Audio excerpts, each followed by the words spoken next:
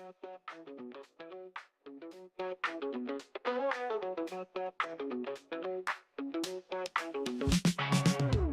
to the spot.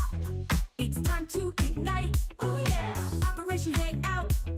The feeling's just right. Chilling with the crew. We're ready to groove. Opinions flying high. Come on, let's move. Hang out all night long, all night. Laughing and debating, playing our song. Oh yeah. Share your thoughts, don't be shy, don't be shy. Operation Hangout, let's reach for the sky. Let's fly. Pull up a chair, let's get in the zone. Voices blending smooth like a funky trombone. Oh yeah. Topics from the heart, making us think. With a twist and a shout, raise up your drink. Cheers! Hang out all night long, all night. Laughing and debating, playing our song. Oh yeah. Share your thoughts, don't be shy, don't be shy. Operation Hangout, let's reach for the sky. Let's fly. Bring it down, shake it up, feel the beat. With every word we share, the circle's complete. Living loud, think it proud, that's what we do. Oh yeah. Join the club, come on through, we're waiting for you. Alright. Hang out all night long, all night. Laughing and debating, playing our song. Oh yeah. Share your thoughts, don't be shy, don't be shy. Operation Hangout, let's reach for the sky. Let's fly. Hang out.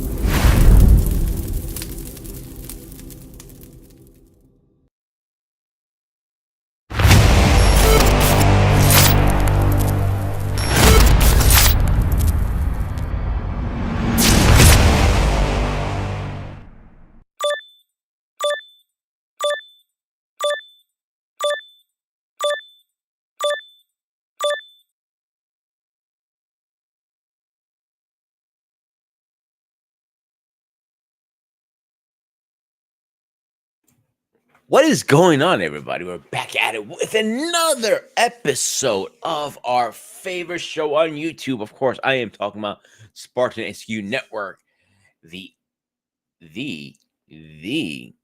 Operation Hangout. But I can't do this by myself. But I am going to bring the first person up. This was his idea to do this show. So, ladies and gentlemen, let's all rise for our favorite bolded president.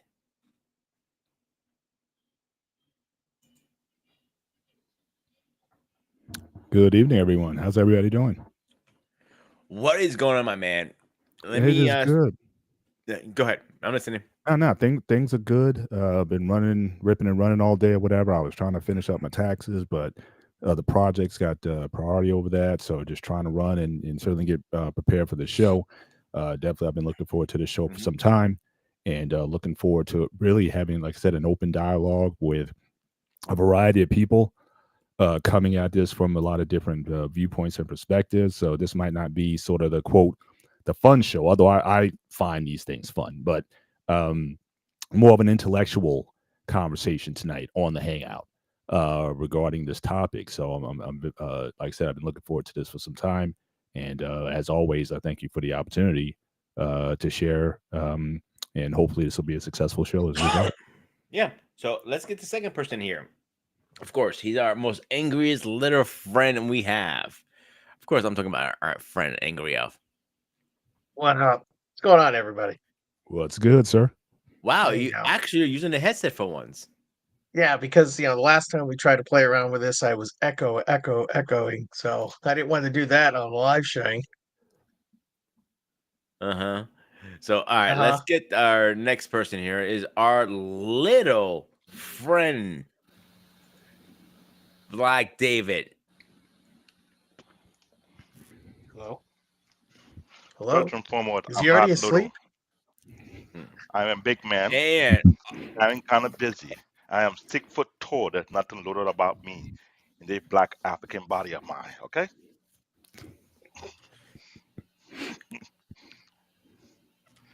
all right, let's get our last guest in here. I am, of course, talking about a friend from the forest. He says hello, and he is our special Jedi Mike. Hey y'all, how you doing? What's going on, Doing my man? How are great. you? Doing great. going It's on? great to see you, man. All right. Great to see you. So this is Paul's show. So He's I'm little than gonna me, so step you back call him as the little. host. What? Jeremiah is little. You could call him little. I'm big. Okay. Oh, he's using his Jedi superpower to size increase. He's like Ant-Man, you know. He just blew up to 50 feet. David. Watch yourself. Not even 5 minutes into the show, you're gonna make me do it. So I have to do it. Oh, I hit the wrong button. That's what she said. Mm. I'm not getting into that. Yeah. Nope, But neither in am I. any event, Anyways, here we are. yeah, that's right. Right. Yeah, So on with the so show. saying, this is Paul's idea. So this is Paul's show for today. I am not the host. Paul's gonna be the host for that. I'm gonna sit back and relax for once. At your leisure. At your leisure. But well, first of all, I want to thank everybody for being a part of this conversation. Jedi Mike, especially. I know you're a busy man, just coming back from MovieCon, I believe it was. How was that? CinemaCon in Las Vegas. I mean, it was good. I mean, got a bunch of Oh my God. products and stuff from movies coming out and everything, and interviews and stuff in the line. And I am literally exhausted right now. So this week I have not posted anything. I'll be preparing stuff for next week and everything. But I'm just kind of like, Well, trying to all recover, the more so. reason why I can't thank you enough. Because when I thought about this topic, I thought about you, certainly your background, certainly being a person of faith, and who's not ashamed to share that and talk about that and operate in that. But again, you're also into comic books and fantasy and science fiction, a lot of things. And I see a lot of people in the faith community. There's a lot of crossover in that space. And so it's always, especially in the last few years, really, I would say when the MCU, when the Infinity story came out, the Infinity War, and then, Endgame and whatnot, really honed in on that. In fact, I actually used it as an object lesson, even in my church, to work in the Vacation Bible School and talk, how to talk about God in ways that you could kind of relate to, and using superheroes as a bridge to have that kind of conversation. And just as I've watched these movies over the years, there's just been a lot of themes where there's a lot of intersection, a lot of parallel, even mimicking to a degree of content that that I've always been curious about, but I've never heard it talked about sort of like in an open forum, in an open conversation. And so what I wanted to do was talk about this idea of gods, not necessarily maybe not versus superheroes, but God with superheroes. It can go in a lot of different directions, but the idea of gods and superheroes has been with us since basically the creation. However you think about it, whether you're atheist or believe or faith person or not, we've always had these images and these perceptions of that. So the first question I'm asking tonight is, what is that attraction? Why is it that, for a lot of us, regardless if you have any declared faith or religion at all, what is it about these superheroes why we're so attracted to it, and from such a young age? So I guess just pass it around, just your thoughts, just on the panel here. What is it that draws us to these characters, and does that come out of possibly an internal need for us to believe in something? Is that driving the conversation? And before the show, I sent out to a lot of you, hope you got a chance to see it. I know a lot of guys didn't necessarily like Batman v Superman. I liked it. I didn't love it, but I liked it. But I thought that scene in there. It was a 3-minute scene, but I thought it was a really pointed scene where you had Neil deGrasse Tyson, who was making a cameo. You've had some other thought people and philosophers, and they were talking about, like, what does Superman mean? And looking at the imagery of how people look at Superman, like, as a deity to a large extent, and and just how we oftentimes want to impart our views on him. My favorite line in that, the guy was saying, look, maybe he's not a Christ-like or deity figure. Maybe he's just a good guy just trying to do some good in the world. But oftentimes impart our beliefs on him. So, but it would be interesting if there was an actual superhero in the world. How would we treat him or her, for that matter? If they were in the world. But what drives that? So I'll start with Pete, and we can just kind of go around and just talk about that. What is what's your attraction to, I guess, superheroes, and why they're so important? Because there's a lot of fandom around the world, probably even more so than religion itself, because you have, like, religious people. I think it's a wow factor, Paul, to be honest with you. It's a wow factor for me. Something, if seeing something in flying in the sky, kicking somebody's ass, I'm like, that's cool. That's wow. I wish I can fucking do that, but we can't. The closest thing we have to reality, to a superhero, are angels. Let's be straight up here. Like, our Archangel Michael is one of my favorite angels because he kicked Satan's ass up inside down several times.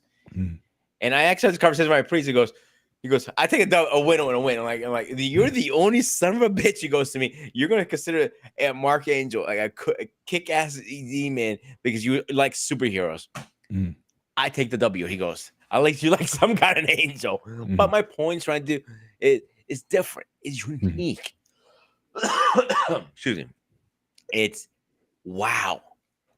Seeing something going through the sky and like, I want to fly. I want to be strong.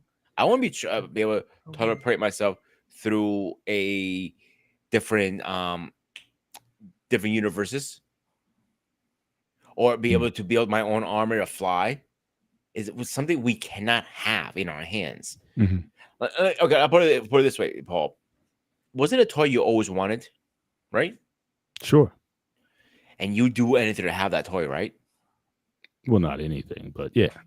Back when you were a kid, you would have done anything as a kid. Yes, beg and plead, absolutely. Yeah. So, you cannot have those powers. As much as you beg and plead, stomp your feet, cry, whatever. But you want those powers. And your mom and dad says, no, you cannot have those. Whatever reason. You're not going to be a happy little president, are you? That's interesting, because we're gonna that's another aspect of this that I want to broach later in the show. Yeah. But that's a good point as well, is the idea of not being able to get something that we desire. I think that's something I want to visit in another portion. But Rob, how do you, Angry Elf, how do you come in on this? Why do we love superheroes so much? Why do you love superheroes so much? It's just the fact that, they can do things that some of us can't do. Do feats of strength, fly. Some of us have flown. I mean, I've flown for about 6 seconds, as I jump out of an airplane. Doing superhero feats. But, yeah, it's just like, crawling on a wall, or being able to heal really quickly, or having, 6-inch claws come out of your hands, and being able to go toe to toe with somebody who is, big and green and nasty. I think it's just, the spectacle of it all. Maybe a little bit of, yes, the wow factor, but the spectacle of it all, something fantastic and astonishing. So especially in comics, comics, they can do pretty much anything they want. It's just limited by the imagination. So, yeah. Awesome. David, how about you?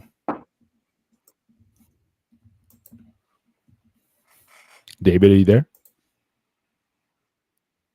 David took a pause. We'll go to Jedi Mike and come back to David. Go ahead, Mike. Yeah, so I think with superheroes, well, you have to start with what they were originally created for.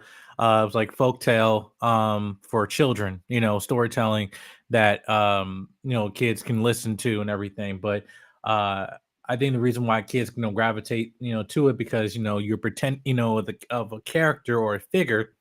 You're pretending like this person is strong and invincible. If we're going to talk about religion, we're thinking that, okay, well, Jesus is strong and invincible, right? And you see him overcoming all these trials and tribulations, even also making the sacrifices, but also Hmm. representing morality, which I think with superheroes, while also why people gravitate to it, is exploring the ways Hmm. of right and wrong. There's the Right. bad guy, then there's the good guy.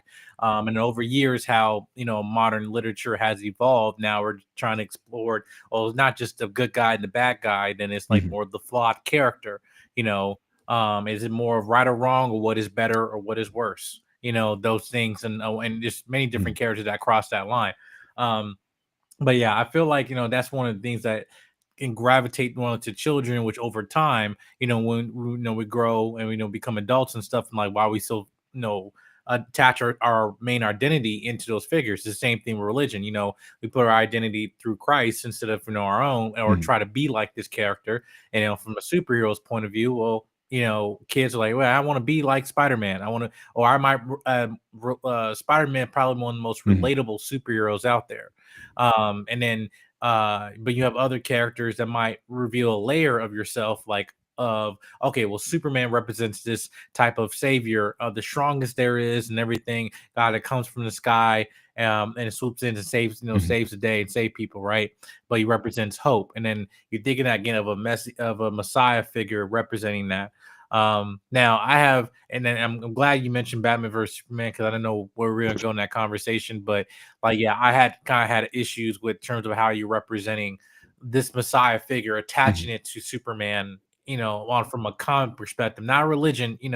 It's clear as day. But what I feel like those parallels of like religion, or faith, I should say, if anything, of the morality of right and wrong, and how religion, and having whatever God that you serve, basically is Hmm. representing what is your moral compass, in which that's also the foundation Hmm. of these Hmm. superheroes and these characters.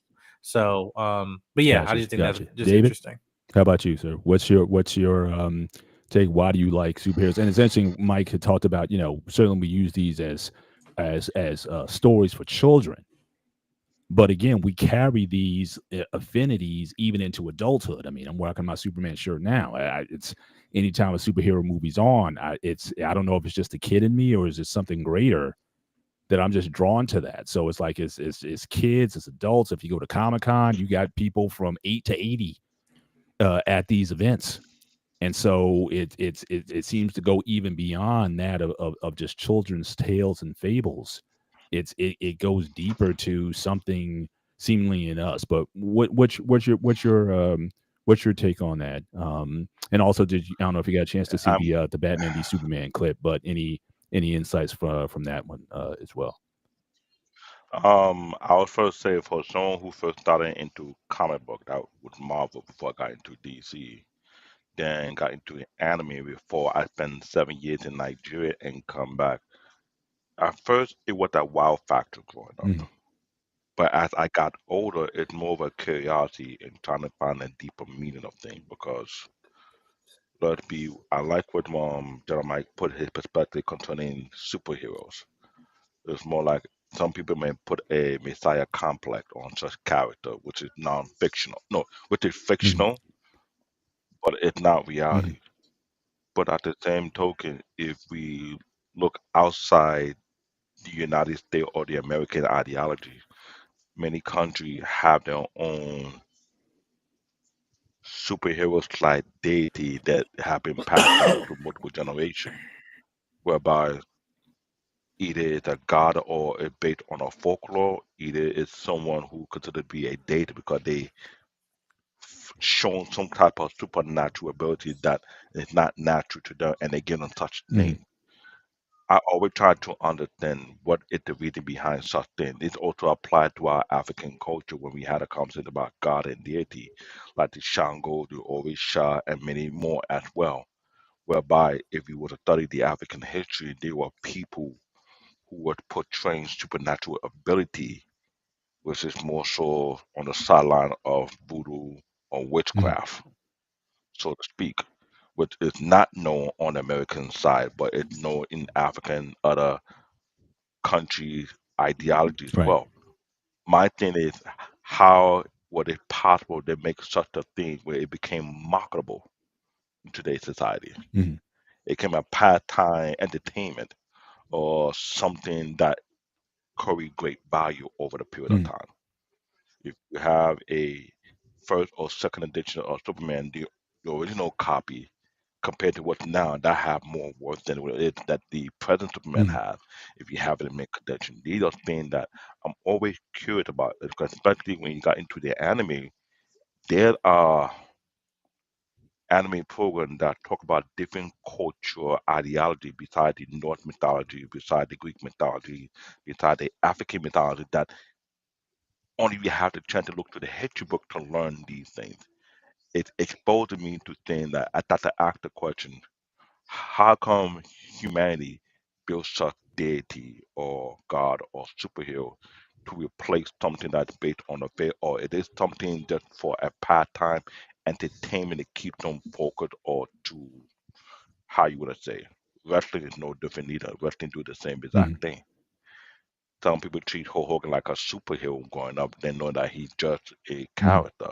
But sometimes that character is used for the sense of entertainment or distraction Yeah. from what they're dealing with in everyday Yeah. life. And that, in some kind of psychological way, it actually works. And that's why it's amazing today. I'm being a nerdy guy, it got me looking at the bigger picture, how it was able to be established and how it becomes something that no matter what you do, it will be here decades later or a century later. Yeah. Yeah. Or is it really That's my a point of simply view. a retelling of like a continuing story? I have some slides in the back. I don't have the ability to bring them to the floor. If one you or Pete can bring up those slides. So again, I kind of just did a cross section of just comparisons. Now, to Jedi Mike's point earlier, there have been people who have made these messianic comparisons between Superman and Jesus. Rightly or wrongly, or some people call it blasphemy, but these themes have been picked on. I mean, just the basic story: the Father sends the Son to Earth to be a light for humanity. Again, and the writers of Superman originally were, I believe they were Jewish writers, and certainly, the Judeo-Christian faith centers around this idea of a Messiah to come to save and to rescue Correct. people. And I remember even Superman Returns. I remember there were scenes. I'm watching the film, and when he's getting beat up, and he gets pierced in the side with the shard of kryptonite, it seems like they were going in on that theme of again this sort of crucified or this messianic figure. So that's always, in my view, has always been a part of Superman that's been brought up. And then you also have, for example, the Norse gods. I mean, obviously, North myth is thousands of years old, and this is certainly something that Marvel at some point decided, well, what if they weren't necessarily took that mythology and then made it into a very popular comic book series with the Marvel, with the Asgardians. And in the movies, they don't look at themselves as gods necessarily, but it's just another alien race that had interaction with Earth. But again, it also talks to that question: if we did ever meet super powered beings that did things that we didn't do, would we worship them as such?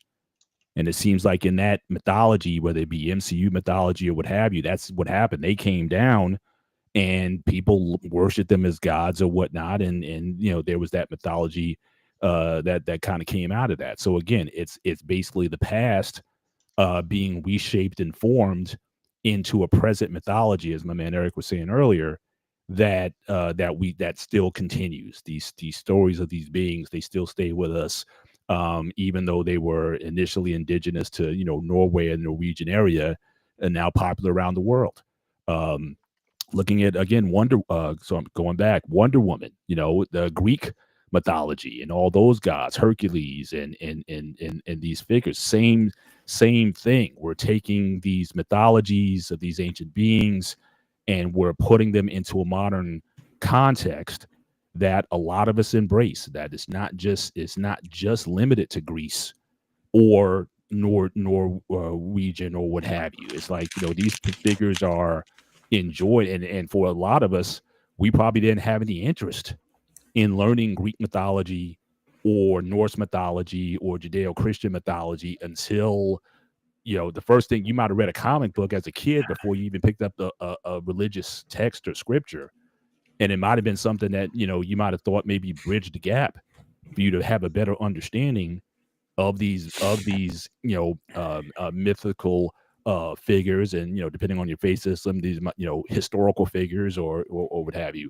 But so it's like we keep telling the same story, just in a different, just like in a different venue or different audience. And then Paul, of let me course cut you off for 1 second here, Yeah, really thanks. fast. Go for So, if you remember, before the Olympic gods, we had the Titans, right? Mhm. So after the Titans, we had the Olympic gods, and now after the Olympic gods, we have action figures, comic book characters. Our memories, our minds are going to evolve over time. Right. So, like Troy was this incredible warrior, but he had one equipped heel. Keyword heel. So you shoot him in the heel. What's the chance of him getting hit in the heel? 1 in 1,000. But I got him. Boom, Right. that guy. Right. Well, look at the other guy. Can't remember which good character was. Who he was strong as Hercules, but all his strength was in his hair. Once he cut his hair off, he took his Hercules. power away. Thank you, Rob. But Olympus, this not Olympus, the sea, the ocean is underwater. I can't remember the name. Atlanta. Oh, Poseidon, I guess. No, Poseidon is- no, the city Atlantis. Atlantis, right? Yeah, the city is incredible, but everyone who lives there has some incredible minds and powers. Mhm. Sounds like we're trying to go to Mars and all this stuff. Like, think of that, just different ways, reverse. Yeah. But it Well- seems like as the society advances, like you said, these stories and myths have been with us for thousands of years. It's like as we've quote unquote advanced. Now, again, depending on your political persuasion or But your Let me view of the throw world, I don't know one if we're last advancing or nugget. going backwards. I But don't let's know. not forget, Yeah. the city of Atlantis has been an ongoing debate if that city actually exists or it's a folklore. Okay, I'll Right. give you that, David. Let me throw a last nugget here. All right, Spartan 300s. As I said, okay, that was a comic book story. Was it really? No. Education, guys, really fast. The 300 warriors, it's a true story. 300 Spartans actually marched down and fought them. They got massacred, of course. But the way they showed it in the movies, 300, was actually what happened. It's two different things. They took the idea from a real life event and turned it into what, Paul? A myth. It became a mythical folklore type story that. No, actually, it was a real story that actually happened. I know, It but I'm turned- saying, but what it turned into, it became mythical, whereas the reality might have been something maybe not as dramatic. I'll But give you again, that. over time, and that happens with a lot of historical figures. We may attribute things to them, but when you get the real history, it may not be as grand or that we might have made it up to be. But that's what oftentimes happen. Things, actual events can become things that become bigger. But I'm just saying. But it seems like we also, as we advance as people, we bring these mythologies with us. It's just, it seems like now comic books seems to be the new mythology, in which how we still connect to stories that are thousands of years old. mean, Judeo-Christianity, at least 4 or 5,000 years old, but we still through, these stories, whether you believe in this stuff or not, it seems like we're still connected to these things, and it still captures our interest. And quite frankly, in some ways, some people would say captures our worship. Because again, I mean, worship is a lot of times about what you put your time and energy and resources into. How big? We've been to Comic-Con. How big is Comic-Con? How much money do people spend on items at Comic-Con? How much time do you do reading comic books or stories or graphic novels or what have you? What price tag do you put on your fandom? We still seem to carry these things along with us all the time. And so the question I'm always asking is like, why, what is driving that in us, that we have such almost like a need? Because we're not thinking about necessarily new stories. It seems like we're just sort of retelling old stories, but we're telling them in a sort of a modern context or a more exciting context. But again, it's essentially the same people. We just kind of fleshed them out a little bit more. And so the question I'm always asking is, does this have to do with maybe there's a primal need within human beings for a godlike figure or presence? So let's just go back here. So again, we had, the Infinity Gauntlet. The idea is whoever had all 5 Infinity Stones, you essentially have the power of God. I mean, 6. I'm sorry, 6. There's 6. You essentially were God if you had these stones. We talk about in Christendom, God is omniscient, omnipotent, and omnipresent. Well, if you got the Infinity Stones, you're basically God. And obviously, there's always been this desire also to be God, which is why Thanos is kind of like that character. He wanted to sort of usurp and possess the power to do what he did. And again, we gravitate towards those stories. So it's like for a lot of people, even an atheist may not necessarily believe in God, but he may love the Infinity Stone story. An atheist may not believe in heaven and hell, but we have no problem talking about astral planes. If you look at Black Panther, where the souls go to die in this astral plane, could that be a real thing? And even now, with science, when we talk about things like how many dimensions are there? We live within a 4-dimensional universe, but science is saying there might be up to 10. And then once you start bringing in string theory and quarks and all these different physical sciences that are being birthed today that people don't know a whole lot about, but it's there, could just simply just be another plane of existence that in our limited understanding, we may call it heaven or hell or something, but is there another place? Because the atheists may say, oh, this doesn't have, you just die and you just go to dust or whatever. But again, second law of thermodynamics says that energy cannot be created nor destroyed. It just goes into another form. So what happens? Maybe when you die, you go into some astral place in another form somewhere. Maybe one day we may scientifically prove that. But these stories, these comics, these myths, these what have yous, there's something that draws it to us. And I'm not sure if necessarily these things are just coincidence or just because they're children's stories or because even the wow factor, which is cool in and of itself. But no matter how far we go as a species, these themes and these stories seem to be with us. Jedi, what's your take on that? And are you seeing how, at least what I'm seeing, there's this connection here that may go beyond just fairy tales or what have you? Do you think there might be something more there that is the reason why we keep bringing these stories with us throughout time? Because again, it's also just a form of because I think stories do have weight and power. Just as you read the Bible once, it's not like oh yeah, I read the Bible when I was 12 and then I don't read it ever again. No, this is a continuous thing that you can like read, because it is in different parts of your life that maybe there's a perspective that now that you might have gotten when you're younger to now you're older, that now you're dissecting some of the stories within the Bible about and applying it to your current life. Like again, I'll use an example with Sam Raimi's Spider-Man 2. I watched that film as a child. I watched that film as a teenager, and I watched that film as an adult.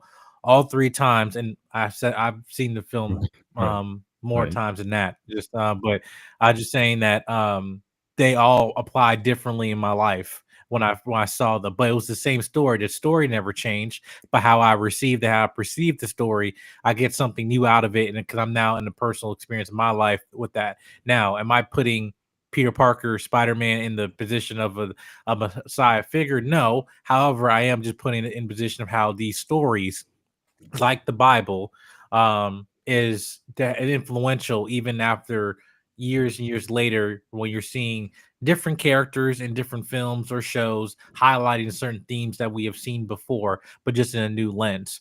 And I feel like also as generations, as like the modern audience is changing, because again, like even what you see how with superhero films, the the old superhero films would not work today. Some of them are staples in time, but some of them they have not aged Mhm. well. Let's be honest. However, when it comes with our own, with I don't want to say keep going back to Christianity, but Sure. 'cause that's the only Absolutely. personal experience I have with it. But uh, the way how preaching has been, preaching in the 80s and then and the 60s can be different than preaching, and in the Mhm. 21st century, beyond and everything. It's just because times have changed. However, Mhm. the word of God has not changed.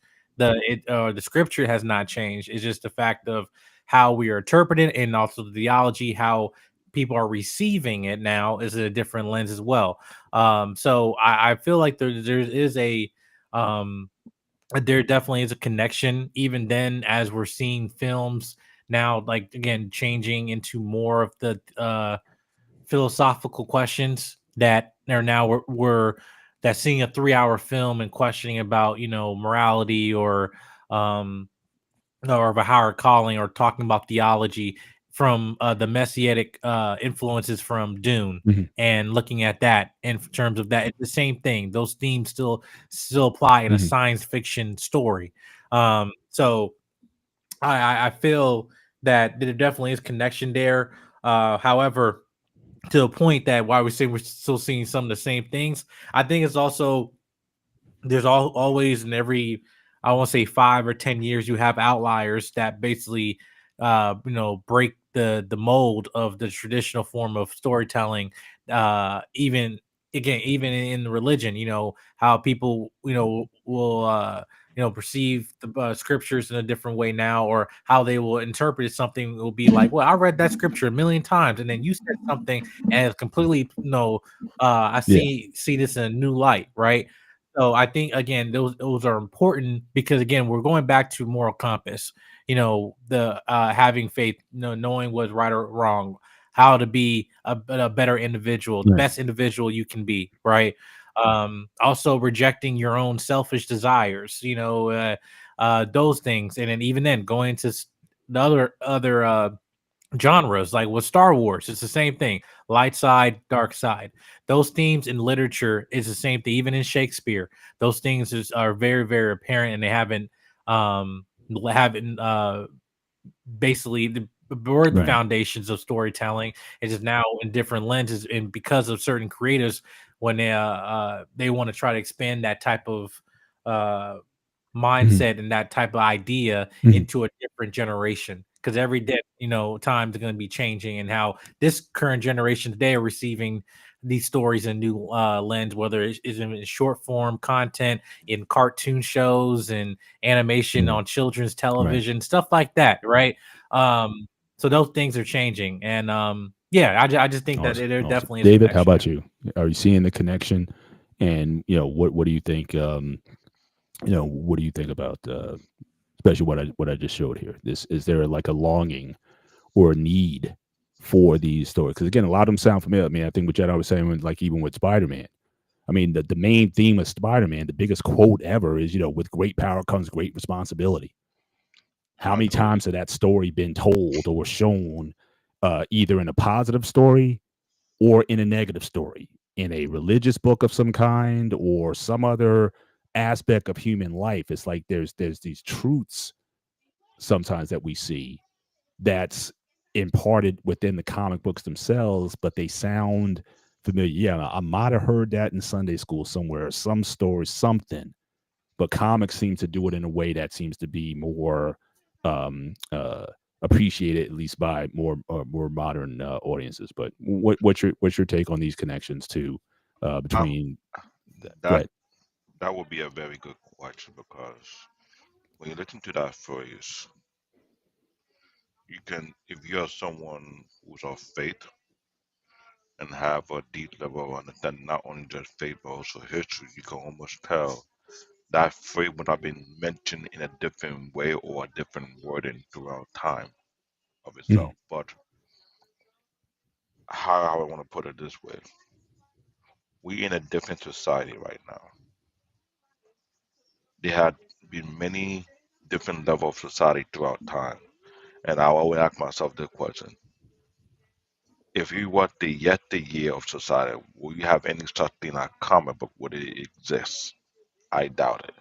But there'll be folklore, there'll be storytelling that'll be going past from generation to generation. mhm, Either in the thought mythology, the Greek mythology, in the African mythology, the Chinese, the Japanese, it's always something that have been passed down as a way either of entertainment or as a way of reference. But when we look at the present time, as someone who's also a person of faith, I'm a Christian, but I will not consider myself a typical Christian because mhm, that'll be another discussion at itself. But as I observe things, I have to be paying attention to detail. Sometimes I wonder if people are using comic book as a conduit to replace their faith or have it to be a mean of believing as something more value than that of their faith either because this has been going on for who knows for how long because there have been a question of faith going on whereby we have so many denominations already after this. mhm, We have so many different type of religion. mhm, Then you mentioned earlier there are people who are atheists, may not believe in the Bible, they may not believe in Buddha or any such religion, but either they don't believe in comic book character. mhm, They can build multiple philosophy behind it, even though such philosophy is not even standing to begin with. It doesn't have a solid foundation or a solid root, but it take a particular space whereby you gotta ask yourself what the root cause of such character being created for what purpose, mhm, what is the mean behind it. One person that created for one particular mean, but after as time progressed, it ended up becoming multiple means to what it be. So when I look at this way, I have to be careful and cautious about not let it cross path or cross a lane where it doesn't belong. Because as a child, like you say, as a child, you do childish thing. As an adult, you got to put the way child thing and do adult thing. mhm, Now, people call it comic books is meant for kids, but at the same time, it's not. So when you look at anime, Japanese animation, it's not really a cartoon because there are multiple genres within anime. Which we have a podcast on Wednesday. We broke that one down. mhm, So when you look at this, comparing God's superhero or deity, you gotta ask, where do these such characters fall in your personal life? mhm, Are they the source of entertainment? Are they the source of faith or a source of distraction?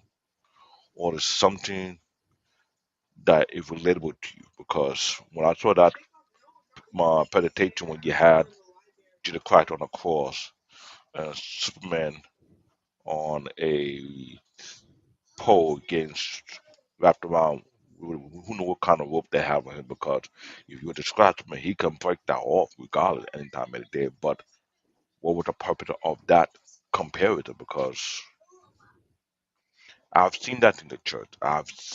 I used to be a usher at one point, and there was a suggestion they don't believe in Halloween, but to find an alternative for kids, they will call it superhero night. Whereas I was not too much of a fan of such idea because I knew as time progressed it would end up merging back to what you were trying to fight again, and you're not gonna find yourself realizing that you just played yourself fall into that loophole. Mhm. And that was something we were practicing for a period of time because I know other churches were trying to do the same exact thing, and I knew very, very well if you don't understand the true nature of such holiday or such thing that been created, then you fall into the trap that have been put in place in front of you without even understanding its root cause or its history. Mhm. So me as an individual, I'm not too much affected by character, even though it's entertainment to me, it's interesting, but there are some people out there take it far beyond Mhm. that aspect of what it's supposed to be and make it something much more than what it is. Gotcha. Which is which is very telling, but I can't call it fascinating, but it's something that will let you understand how the human mind operates. What do people do when they go through something like because everybody is um Black Men Unfit had a show on Friday. Every man is a broken boy.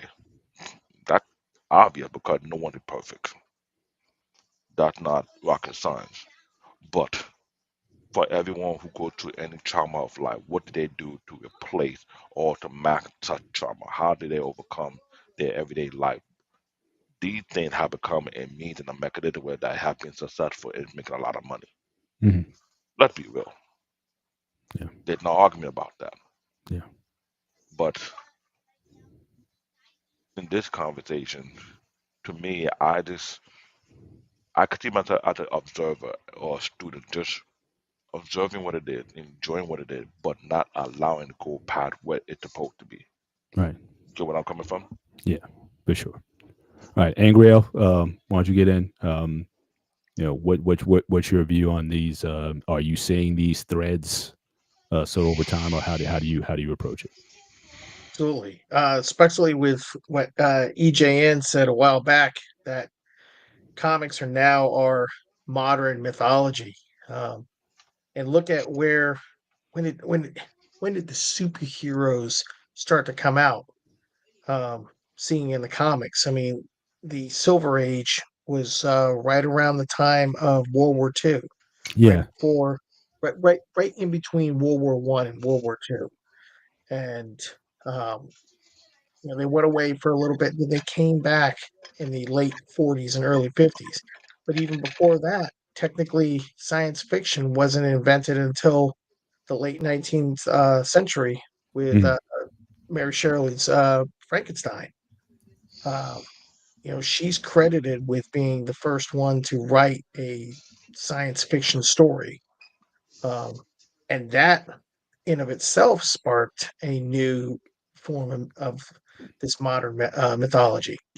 Uh, and if we continue to go backwards through time, looking at it, as time has progressed, our oral history went from sitting around the fire as a tribe or maybe as a village and hearing stories told by the elders, and then that's how a lot of things got passed down from generation to generation, this oral history. Mhm. And now we jump forward to the 21st century where, we don't have, groups of people following one religion because they're in this one part of the world and they have, um, over here, they have different stories. There are certain things that are, interweaved through our different, religions and mythologies, and that one of those themes is a great flood. In Mhm. every single religion, every single mythology, there's talk of a great flood, Mhm. and things like that continue on. Now we're in our modern age where everybody, I mean, right now we're all of us are in North America, and there could be people in Europe or Asia watching this show, and you know these movies, these comic books, they get published and created, and then they're translated to other languages, and the stories are retold over there. Mhm. Same basic storyline, but but the parallels, um, it's uncanny, and Yeah. I think really what it is taking these stories that have continued to pass down through the generations. They're just authors get, writer's block and need a jolt, and so what do? They reach back, maybe they pull something from mythology, or maybe they pull something from the Catholic language or Catholic religion, or they pull something from, you know, um, something else. Mhm. And I'm sure if we went back and looked at every single major hero, we could find the connection. Like you were saying earlier, the allegory between Superman and Jesus Christ. Yeah, yeah, it's just uncanny. And Yeah. so yeah, I do. I definitely do. Great points. Great points. Pete. A while back, I asked a question to my priest for the Casadino. Of course, he's gonna answer like a regular priest will. No, it's no relationship with him. So I was looking at Jesus one day, a picture of him, of course, and I looked at Zeus. They look very similar in a way, almost. Same thing with Odin and Zeus. Not like the similar, like, oh, he's a man. Both have long hair. Both have beards. Huh. You see where I'm going with this, Paul? Yeah, but yeah, I think it's also the cultures as well. You kind of draw what they say.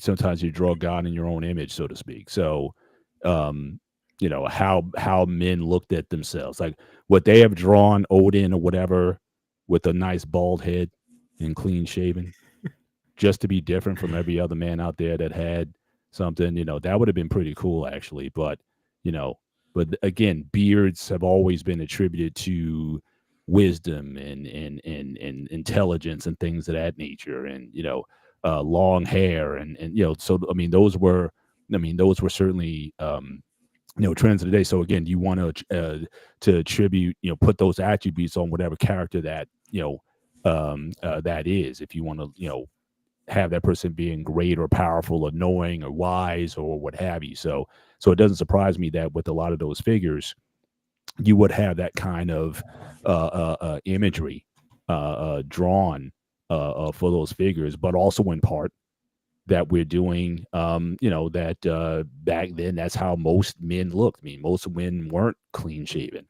Okay. Maybe I'll the give you that. I'll Egyptians or give you that. something, but yeah. I mean, I'll let you go with that one. I'll give you that. And I just thought they're very similar. The culture. I never thought of that. But there are a lot of similar analogies out there, like the powers of different cultures. Zeus and Odin have similar powers. Mhm. Like the Almighty. They're both kings. Mhm. And there are other ones, the Egyptians and so on. And I've had a hard time saying, okay, it's coincidence. I don't think it's coincidence. I think it's more something was out there, or somebody got the idea, wrote the story, and everybody kind of like changed the word of it around it. You know what I'm saying? Mhm. Like, I asked somebody once before if Hercules was a real thing. I was a kid. I was back in Greece. The answer I got was Hercules was a man that was known out there, strong and everything, not like the movies and shows Mhm. or the myth. He went through stuff. He defeated a lion and like normal things, but not to the extreme that he was Zeus's bastard kid. Mhm. I can believe that. So now, right, yeah. So the story gets embellished over It wore time, or down. the character evolves over time.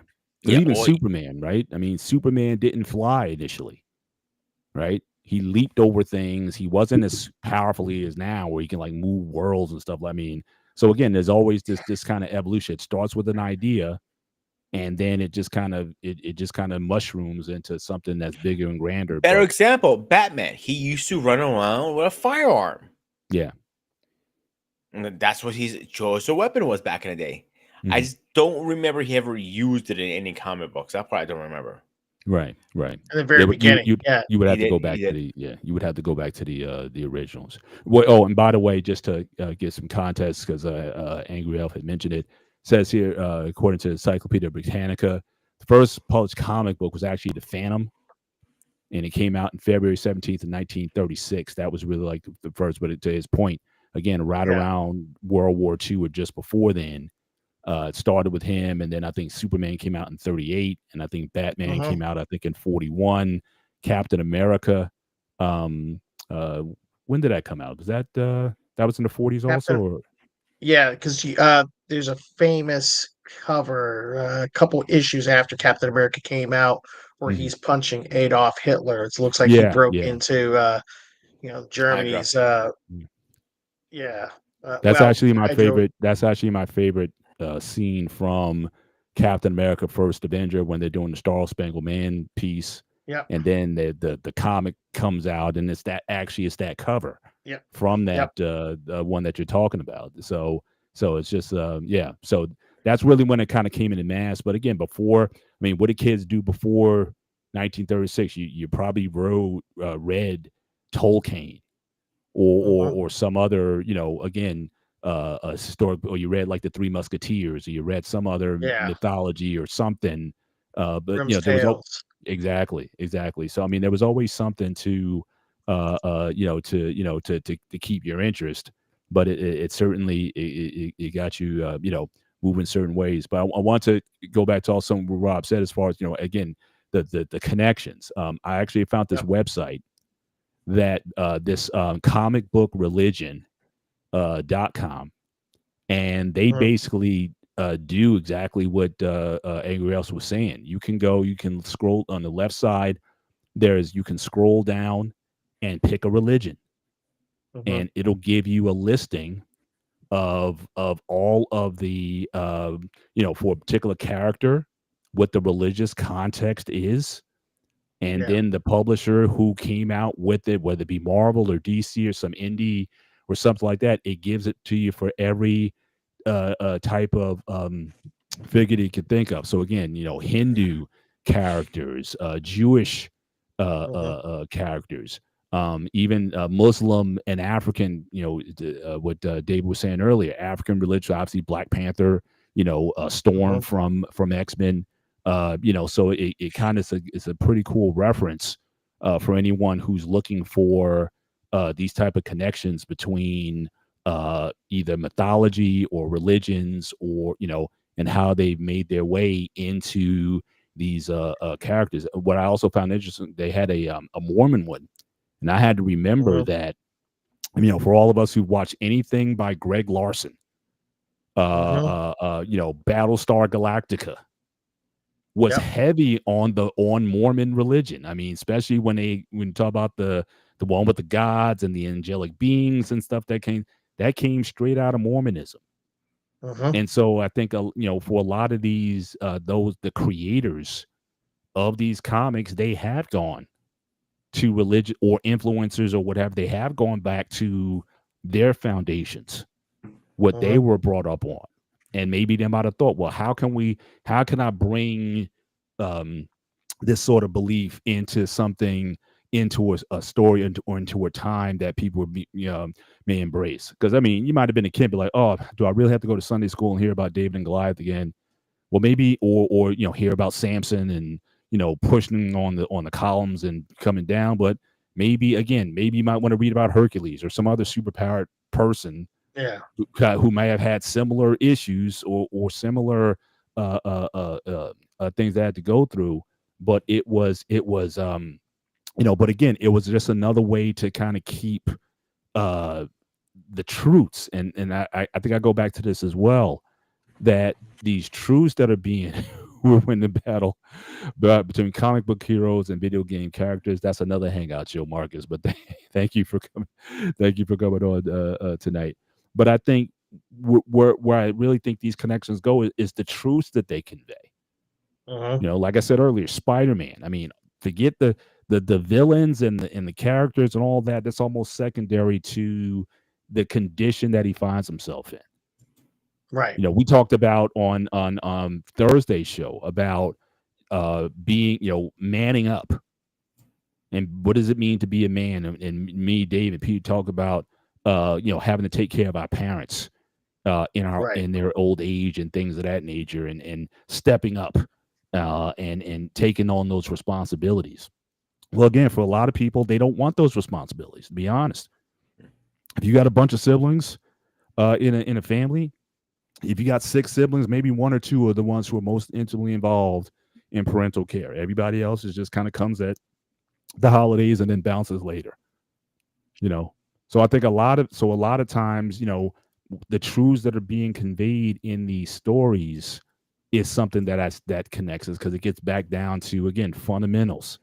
You know, what is right and what is wrong, or what is wise and what is not. And it is about sacrifice. If you're a father, if you're a husband, if you are a, you know, caring for the elderly or whatever, yeah, sometimes you do have to make some personal sacrifices for the better good, or for what is honorable, even though it doesn't seem pleasant. But how many times have we seen superheroes in situations where they have to make these moral choices, and sometimes it doesn't even look like there's a right or wrong choice. It's just you know, a wiser choice versus a non-wise choice. Yeah. So again, I think we relate as human beings, because I think they speak to the human condition in ways that that certainly I think the religions do, but maybe with everything else that maybe religions that may come with it, maybe it's like, okay, we kind of get rid of the religious stuff that may, especially in the 2025, may not have necessarily any relative anything relative in today's world, but the truths are still there. And that if comics are still going to battle that, even in today where you don't have, as Jedi Mike was saying earlier, you don't necessarily have, just like wrestling, you don't necessarily have good guys and bad guys anymore, right? Especially the Attitude Era. If anything, they took away that kind of binary look of the world. And now it's just about people just struggling to find that. Well, I think, again, a lot of people are in that kind of space today. So I think these things that comics are constantly getting to is the heart of the human being. Our needs, our issues, our wants, our desires, our fears. And they speak to us in that way that religion, and maybe at one time, maybe did, but for some people, maybe not as much. And again, and that's why I think a lot of times I've heard sermons, I'm sure David's heard sermons too, where a superhero character is used as a subject in the sermon to make the point that was always there in the Bible or whatever text that you're going to. The story's always been there, but it gives it a fresh perspective that then, you know, maybe younger audiences maybe connect to. So I've always seen that certainly in the comics. But this one, I have one more slide, and I'll take the slide off the. You can take the slide off the screen. But one to look at another perspective that I think Peter raised earlier is that this idea that, you know, maybe our desire for superheroes maybe isn't necessarily a connection with a god or a deity or what have you. Maybe it's just the opposite of that. The idea of a god necessarily being restrictive, and that man's desire to overcome his limits, and that maybe these superheroes are such that they give an opportunity to think beyond what quote unquote God had placed on us. And I thought about philosophy. So here you got like Friedrich Nietzsche. You say Nietzsche or Nietzsche. I never could quite get the pronunciation of that. But he wrote about this idea of this Übermensch, which if you translate it, you know, a lot of people say it's Superman. And that's like the idea that, again, this personal development, and self-overcoming. It represents those who create their own values, embrace life's challenges, transcends conventional morality. The Ubermensch is not a perfect being, but a dynamic, creative individual who molds themselves and their environments to fulfill their potential. So it seems like he comes at it from the standpoint of this idea of we want to exceed. And it's interesting because that always seems to be the role of the villain in a lot of these comics, right? It's always you got this guy, he wants to be powerful, but he can't. So he either stumbles across something or gets corrupted by power somehow. And then they get these delusions of grandeur that they need to kind of overcome the world and subject to its will versus being the subject of its will. So this idea of overcoming, rejecting, again, outdated moral frameworks, this could be, a reason why, or at least what drives a lot of villains, that they feel constricted by, they don't want to live by the norms. They'd rather set the norms rather than not. So I want to get people's perspective here as well. We can start with P and go the opposite direction. What do you think of this in terms of this niche philosophy? If you go back and look at Conan the Barbarian, the whole idea of the riddle of steel was, steel, flesh is stronger than steel. And, me being able to call a woman off the perch and to her death or whatever, that's what true power is about. And that's what, what real men seek. It's not our weapons. It's our ability to control things and control people. That is at play. We can take this off the screen and then, bring everybody back and have, have a discussion on this. But this idea that the superheroes or supervillains, for that matter, do they in fact represent this sort of niche? I'll say niche. I may be niche or whatever. Again, I butcher it every time I say it. But this kind of philosophy. So is it the whole God versus superhero? Is it really the idea of God versus man at the end of the day? Which again, it goes back to an outdated story. It's like man wanted to be God. If you eat the fruit of this tree from the fruit of knowledge, right, I'll be God too. And is that kind of driving? So go ahead, Mike. Yeah. What's your views on that? Well, there's also, I'll take one literal representation going to X-Men. There's a character called Apocalypse who has the 4 horsemen of the apocalypse, which is also in scripture. And while it's his, his motto, what he stands for is basically the strongest will survive, the strongest will prevail. And also views all of the mutant, kind as his children, because basically he's saying he's the first one mutant to ever exist. But yeah, so he basically is literally represented as a messiah figure. We even with an X-Men community with that, because again, and with his 4 horsemen of apocalypse, again, it just verbatim what in scripture. There was a line in X-Men Apocalypse that they were saying that, either he got it from the Bible or the Bible got it from him, that type of line there. But like even then going into the there's definitely because I have I know there's some people in the comments are saying this though, like I do have certain issues in terms of how when certain comic book films will try to use biblical references, but I think take it out of context, which is a whole nother thing, which is why this is, there's definitely a danger in terms of how you are interpreting scripture and then translating that into a film using these characters, which also has a huge appeal to children, because children are also the most vulnerable minds out there. So and even though I see that as an opportunity to give biblical references within different medias and forms of storytelling, I just also want to highlight that that every biblical reference that's made in these films and comic films are accurate, nor some of them we could call blasphemy if we want to be honest. But yeah, with those certain villains, with that, there definitely is that theme there of paralleling that to scripture with his character. But yeah, again, repeat, but even then, at the same time, I think in each generation you're kind of seeing the deconstruction of said villains into now when we having films talking about quote unquote anti-heroes or villain based films like the Joker. One of my favorite uh, books and scriptures is Book of Matthews. And you kind of going to or not and not just Matthew, but Mhm. also First and Second Samuel. First, Second Samuel's deal Mhm. also with David.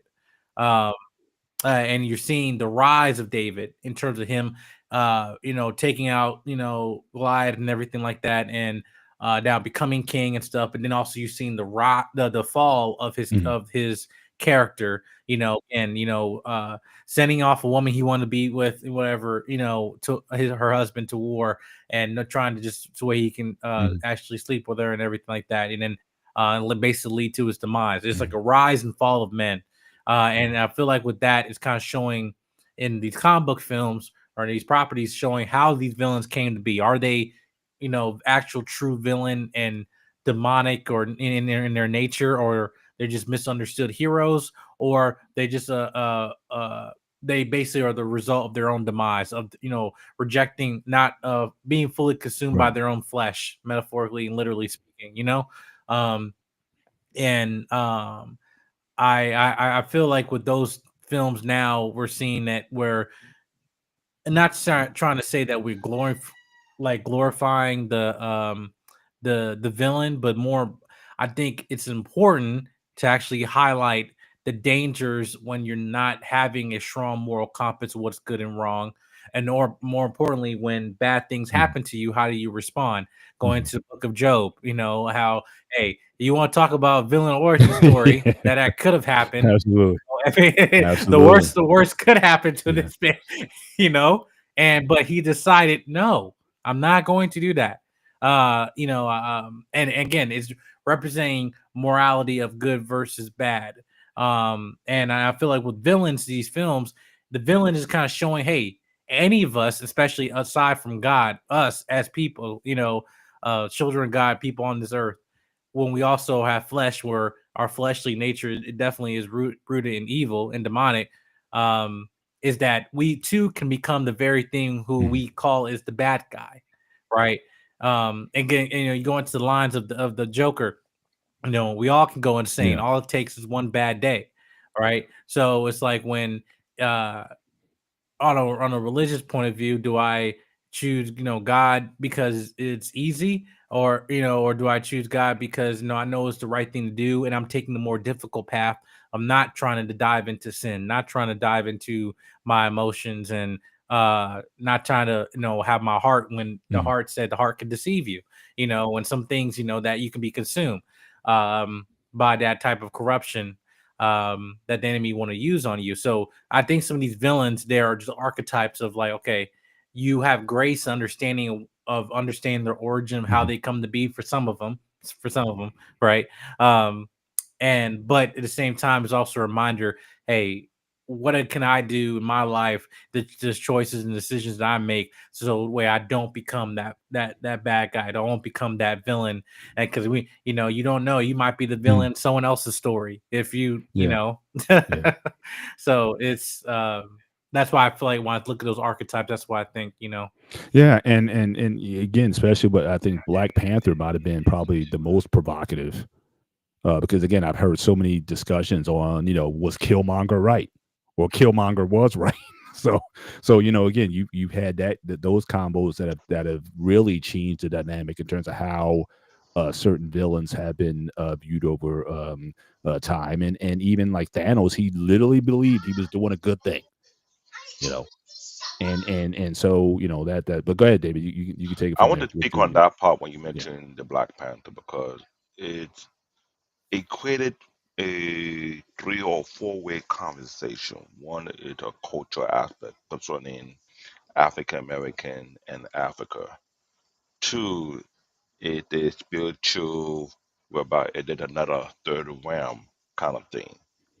The third one is more a clash between faith and religion.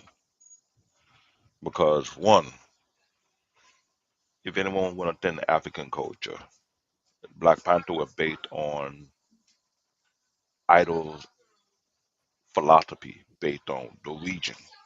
Remember, I mentioned the African mythology based on Mhm, different African countries, mhm. and something is considered to be what the terminology called traditionalists. They don't believe in falling into the realm of being a Christian or a Muslim, but they believe in their own mythology that have been passed down for over 1,000+ years, what Right, they know and understand.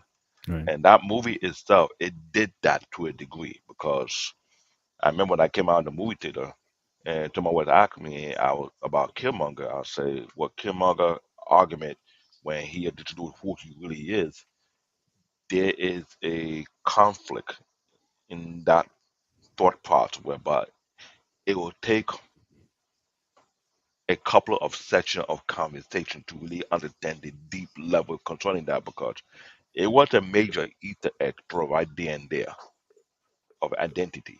And that thought process, it was something like I was like, the producer is slick with it, but I get the big picture where it comes to. It's just that it's not a simple conversation just to one and done it. There's multiple angles, and that is very unique to behind it. That what made the movie so fascinating because even though if you watch it over and over, after 10 to 100 times, you start to scratch your head. Is Killmonger right or was he wrong? If he right, but what area is he right? If he Yeah. wrong, what area is he wrong? Is there a contradiction in his statement? If not, why there's not a contradiction?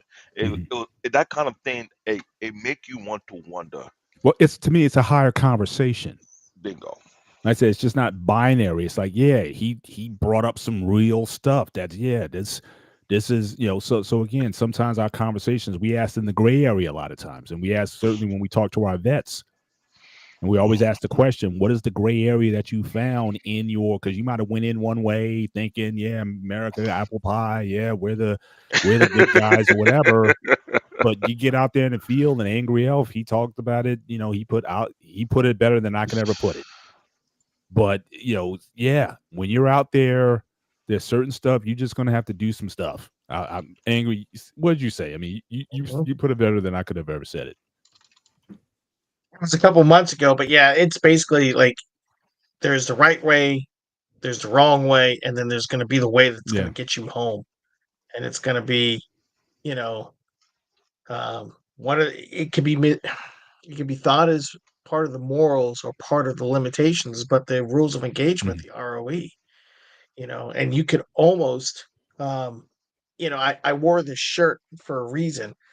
I kind of feel to a certain degree, just to explain where I was Mhm. going wearing this shirt, that um, our service members and our first responders, but mainly the soldiers that I worked with, I've seen some amazing feats. You know, guys doing. Maybe you could say it was the adrenaline or the situation we're in, but I've seen stuff, and to circle back, yes, there's points in time when these folks are doing amazing things that we have we have a conflict of moral. What's more moral, saving the day or bringing Mhm. your guys home? You know, and that's where that quote unquote gray area Yeah. comes. Rob, I've been meaning to ask you a You know, question. I asked this a lot to the vets, and I didn't ask it on a gray area because we ran out of time. Tonight's a yeah. great opportunity to ask this question.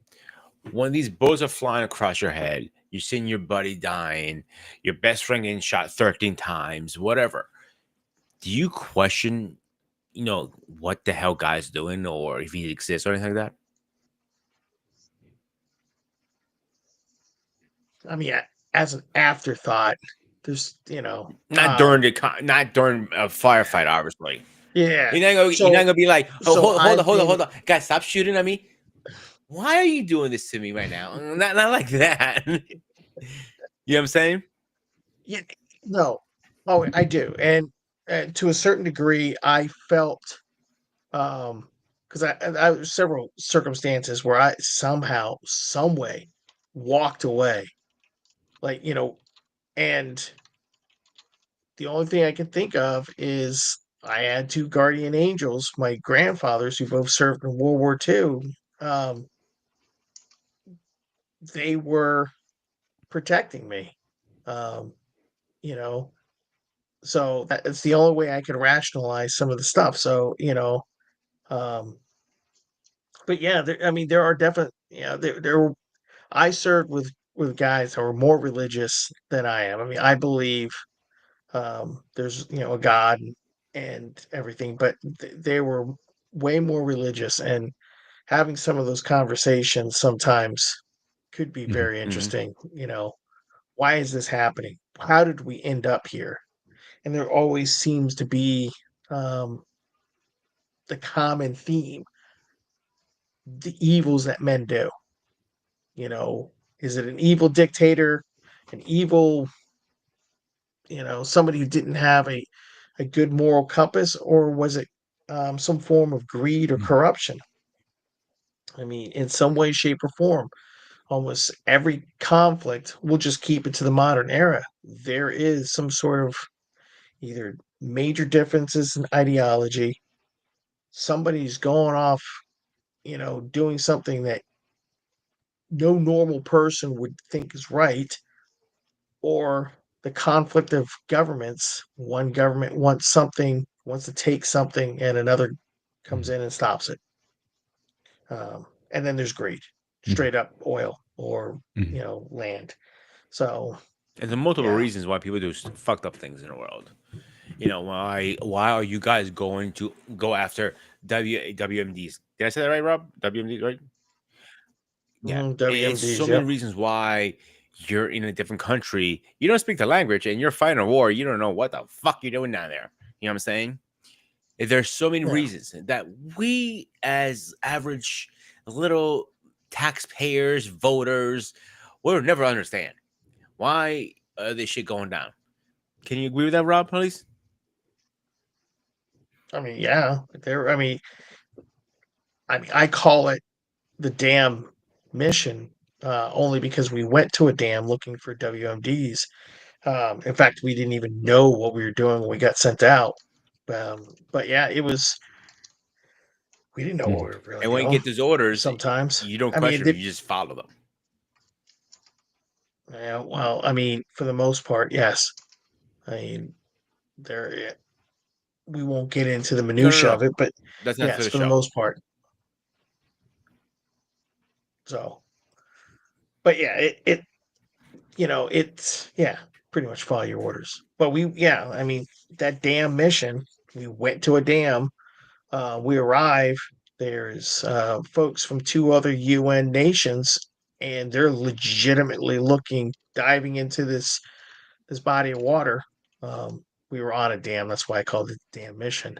But anyways, they were diving, looking to see if these supposed WMDs had been placed in the bottom of this lake or pond or whatever it was. But yeah, Wow. It sounds like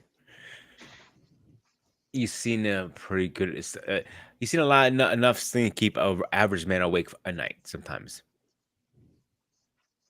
oh yeah, oh yeah. You don't go to combat for 54 months and not come out with some memories, some good and some bad. For Yeah. sure. Pete, any comments on I guess that last block we were talking about as far as um, the niche philosophy of sort of overcoming um, limitations? Could that be driving? Absolutely. Certainly, yeah. I think man's limitations I is mean, definitely a part of the factor. Like, can you lift the car? Bodybuilding, great example. People start bodybuilding because they want to look a certain way to break the limits of the human body. Mhm. You're a bodybuilder. You're a trainer, right, Paul? So Well, yeah, can and can we agree on this? a lot of guys. I mean, we've all seen the classic comic ad, right? The guy's getting sand kicked in his face by the bully or whatever.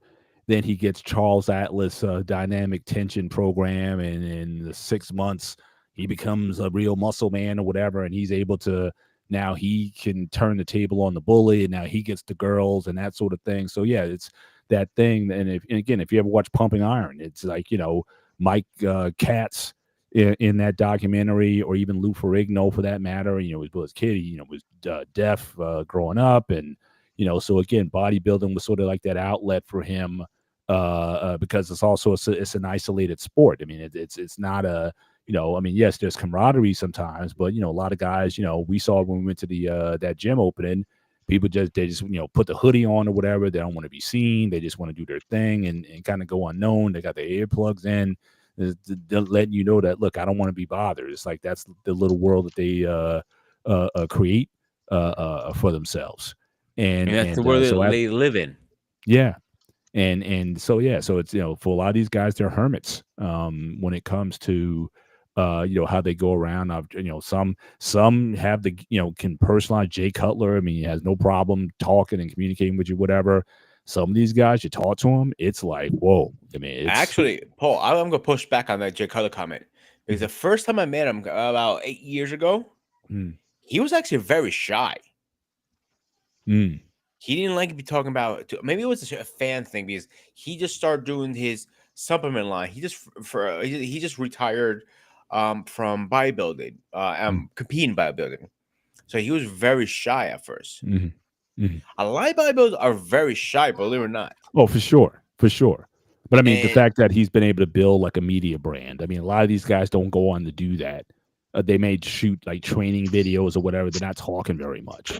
Yeah. But Jay, he's a marketer. He has a show where he interviews people. So again, he's personable in that regard. But again, a lot of guys, again, they rather just not be seen, or only to be seen when they're on stage.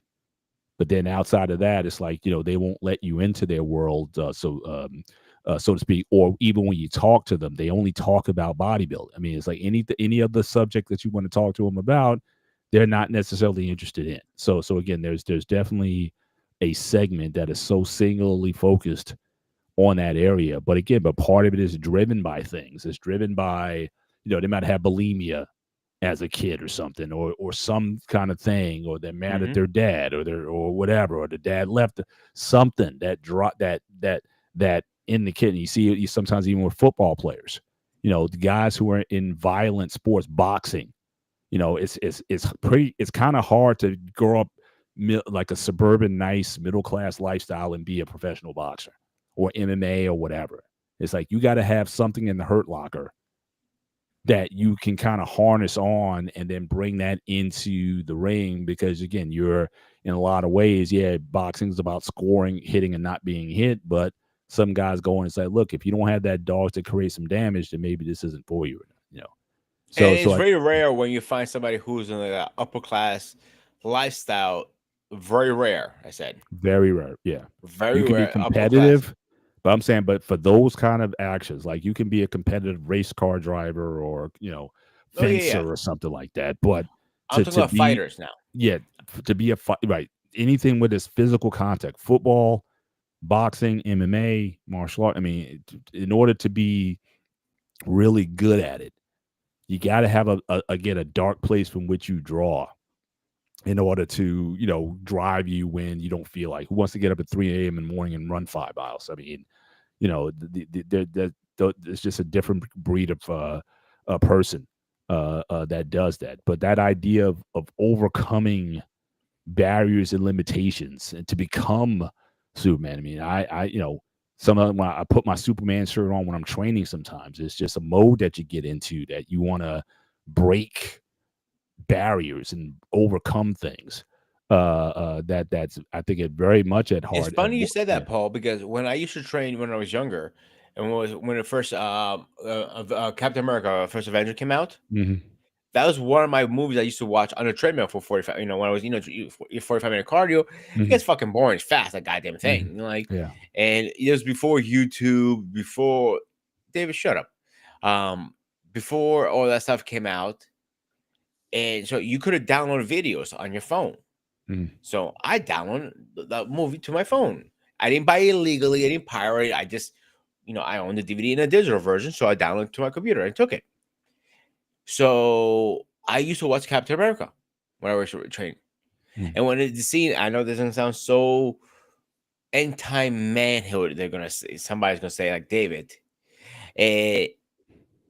when he popped out of the scene when he's in the capsule, laying back and his muscles are popping, all that stuff. Like I want that fucking chest. I want Mhm. that. Yeah. Go back to the original what you were just saying. Is it something what we need and what we want, and we kind of without that out lotion in a way, kind of fantasize into that? Yes, I think we fantasize to be bulky, strong. Some people will never get the physique they ever wanted. Mhm. It could be lifestyle, work, Right. responsibilities. Right. Well, even think about the Hey, comics themselves. I mean, like if you look at the original Superman or Batman uh-huh, comic versus today, these guys are jacked. mhm. I mean, it's almost like they have an insane level of muscularity to them, to the point where it's like it's not We'll even go back. functional. But again, if you look at the original Superman, I mean, they kind of look, or they certainly the actors, George Reeves and those guys. There was Or Adam West. I who's mean, Batman? Oh God, I Adam mean, West. none of Thank you. these Yeah, guys were they like anybody. yeah They had dad bods back then. For what we call yeah you dad could bods today is what the body of a superhero was back then. Now everybody is. yeah If you're not Jack, you're ripped. You have to have one or the other. Yeah, you could be yeah jacked and ripped, but the dad bod superhero is typically not um is typically not accepted, at least in the comic, the way they're drawn. But And you know, I it's just funny thing noticed you this. said that, Yeah. Paul. mhm, Back in the day, when Greek gods, gods, Vikings, all that stuff, God of War, Valhalla took Thor perfectly. I'll tell you why. Mhm, He wasn't ripped. He wasn't bulky. He was fat, mhm, chunky, a long beard, and he had a beard and he walked like a fat guy did. To mhm, be straight up with you, mhm, back then, that ancient world, let's say, was fatness considers you as a bodybuilder. mhm. Bigger It your was that, yeah, gut, we've had these periods of what the ideal physique was. yeah. Even in this country in the 20s, 10s and 20s, an obese woman was desirable. You know what I mean? Curve, overweight was in then. And then you had the 70s where then you had like Twiggy and these models and everybody was super thin and everybody was anorexic and stuff. Then that became the standard. Now we're almost kind of like back to normal curves to kind of accept it again. But yeah, I mean, I think the comics, just in terms of how the characters are written, whether it be a man or woman, whatever the ideal body is, it just seems like that the comics seem to always reflect that. Like I said, I can't recall who was a fat superhero. I'm trying to, you had some fat villains. The Well, Blob. he's mostly a villain, right? I mean, he's a I know he villain. was a member. I know he was a You member had what's the not X-Men, but what was If the you want other to count group? David, there's one. Don't you stop right now. Do not stop right now. But I wanted to add to the conversation before Ghost made a wrong detour. The idea of dealing with a woman who would avoid a plump is also that African cultural thing, meaning whereby if the woman is not thick or curvy, that means something is wrong or she's starving. That was a mentality where I find it uniquely strange for what it is. Mhm, But on the part of working out, there's a group of us who were into an anime, but when you watch the anime music video and a particular soundtrack will play behind it, it became a motivation to my kind of group that we go to the gym. We play that particular song. We compare ourselves to the Dragon Ball Z character, mhm, how Goku pushed himself constantly to get to that next level. And a mhm, lot of MMA fighter who had the same thinking I had, like Adesanya was thinking the same way. My mhm, Kari Usman was thinking the same way. A couple of other MMA fighters were saying the same exact thing.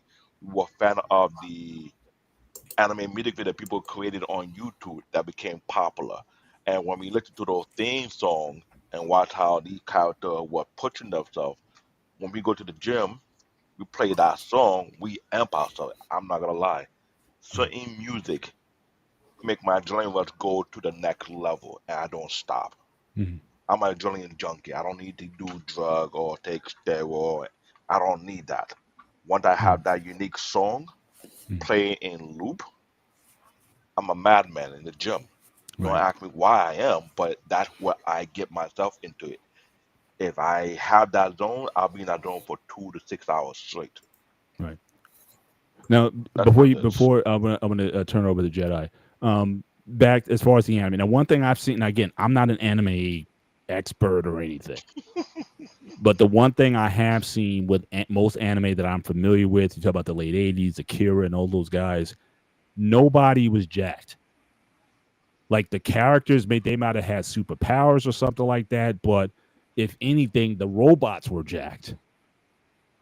But the characters, the human beings, they were kind of average. They were skinny. They didn't have super curvy. I mean, if you go back and look at Battle of the Planets or Gotcha Band series, nobody was jacked. In fact, even the guy Tiny, they called him. I don't know what his Gotcha Band character name was, but Tiny was a chubby guy. He was the strong man of the team, but nobody, everyone was slender. But if you look at, again, American superhero comics, certainly I would say after the golden age. Once you start getting to the 70s and 80s, they just got more. You saw the intercostals on the ribs and the 6-packs and the 8-packs and the quadricep muscles. Every muscle was to find the ladies. Every woman looked like a Barbie doll. Every single one of them. There was no skinny woman. There was no fat, Yep. obese woman. It was so, again, the characters themselves were drawn in such a way that was considered either, if not ideal, because again, the ideal in the God man in the 70s kind of would have like a dad bod today, but this was like the epitome of human development that I think also may have inspired a lot of people. But anime, not so much so. I haven't seen a lot of jack dudes in anime series, at least from my understanding. But you guys know it better than me. But I would say it's a culture phenomenon behind that because in America, let me tell you why I say the culture phenomenon. wow, In America, what was the most logical thought process? If you got the muscle, you got the physique, you're considered to be strong. It's not correct. right? That was the thing that would push here. When you look at Japanese animation, you need to understand the cultural aspect of fitness and strength. It's not the same as the American. Because remember, there was a time American, the British, the Portuguese, and the Spanish came into China, Japan, trying to say, "Oh, just because you're not big or jack like us, you are weak." And they had the competition, which have been documented in history, whereby they got debunked when they got their ass whooped. But it seemed like a lot of it was though like through their tech. You know what I mean? It's It's through almost their like you're about to like that whole Asians are smart kind of. Yeah, we're not necessarily going to be about beating you physically with something. We're going to use our weapons, our Thank you, Eric. technology, our whatever to overcome the situation rather than physical strength. There was a classic anime that they had a Jack character, Fist of the North Star. That was a classic anime that came into victim, but there was a contradiction in that. And not only there was Jack, they were like giants. Mhm. If you Jack in some kind of way, you beyond a normal human size. You are towering people. You're looking down on people. That was a conflict in that particular anime. But if you look at all the most of the anime, you don't have to be Jack. You have to have the skill set.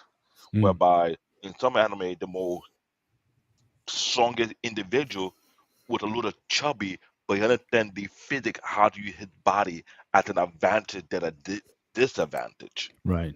Kung Fu Panda, the idea behind that, there was times that don't sleep on a chubby person. He can use that against you and make you look stupid.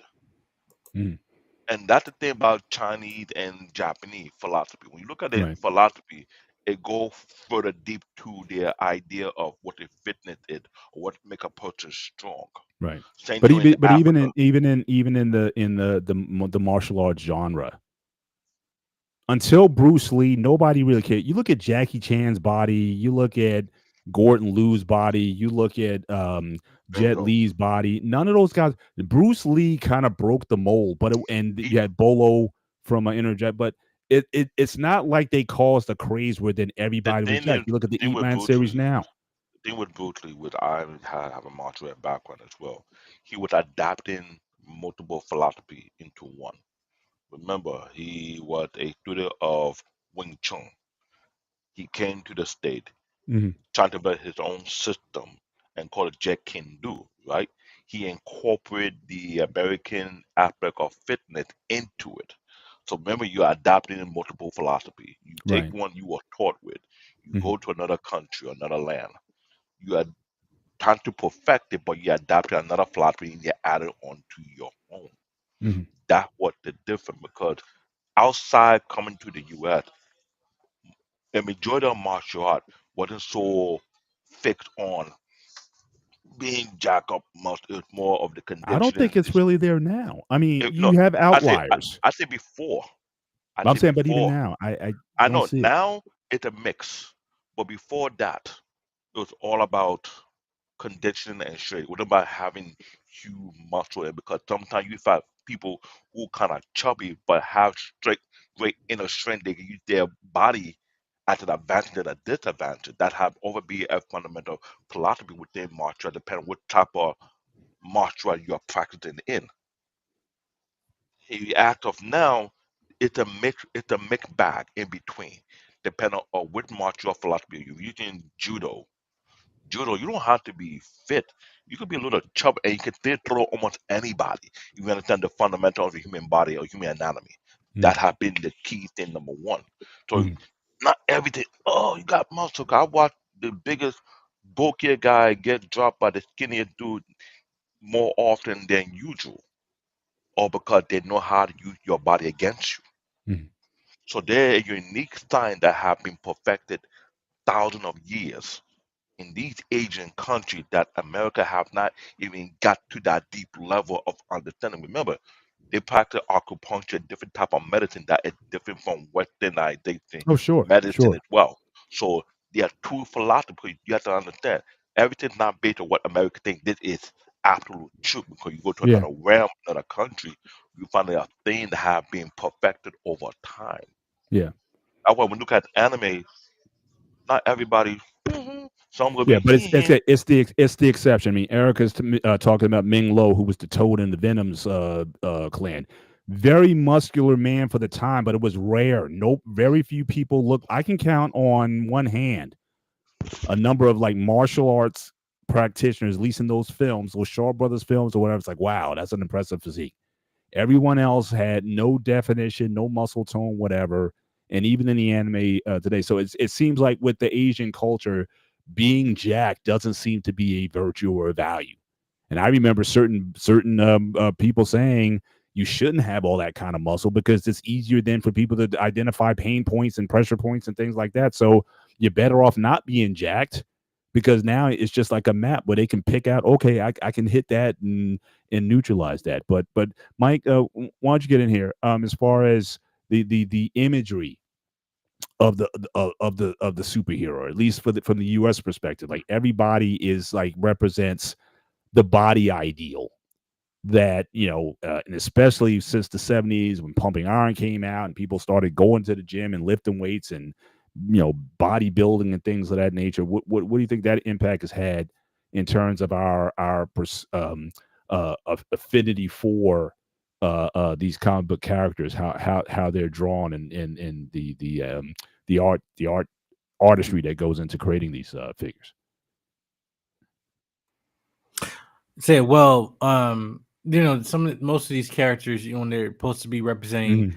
human perfection, right? Even like the Olympian, Mhm. bodybuilding competitions and stuff, like those things are there for a reason. Again, with these characters, um, and like in terms of how they're drawn.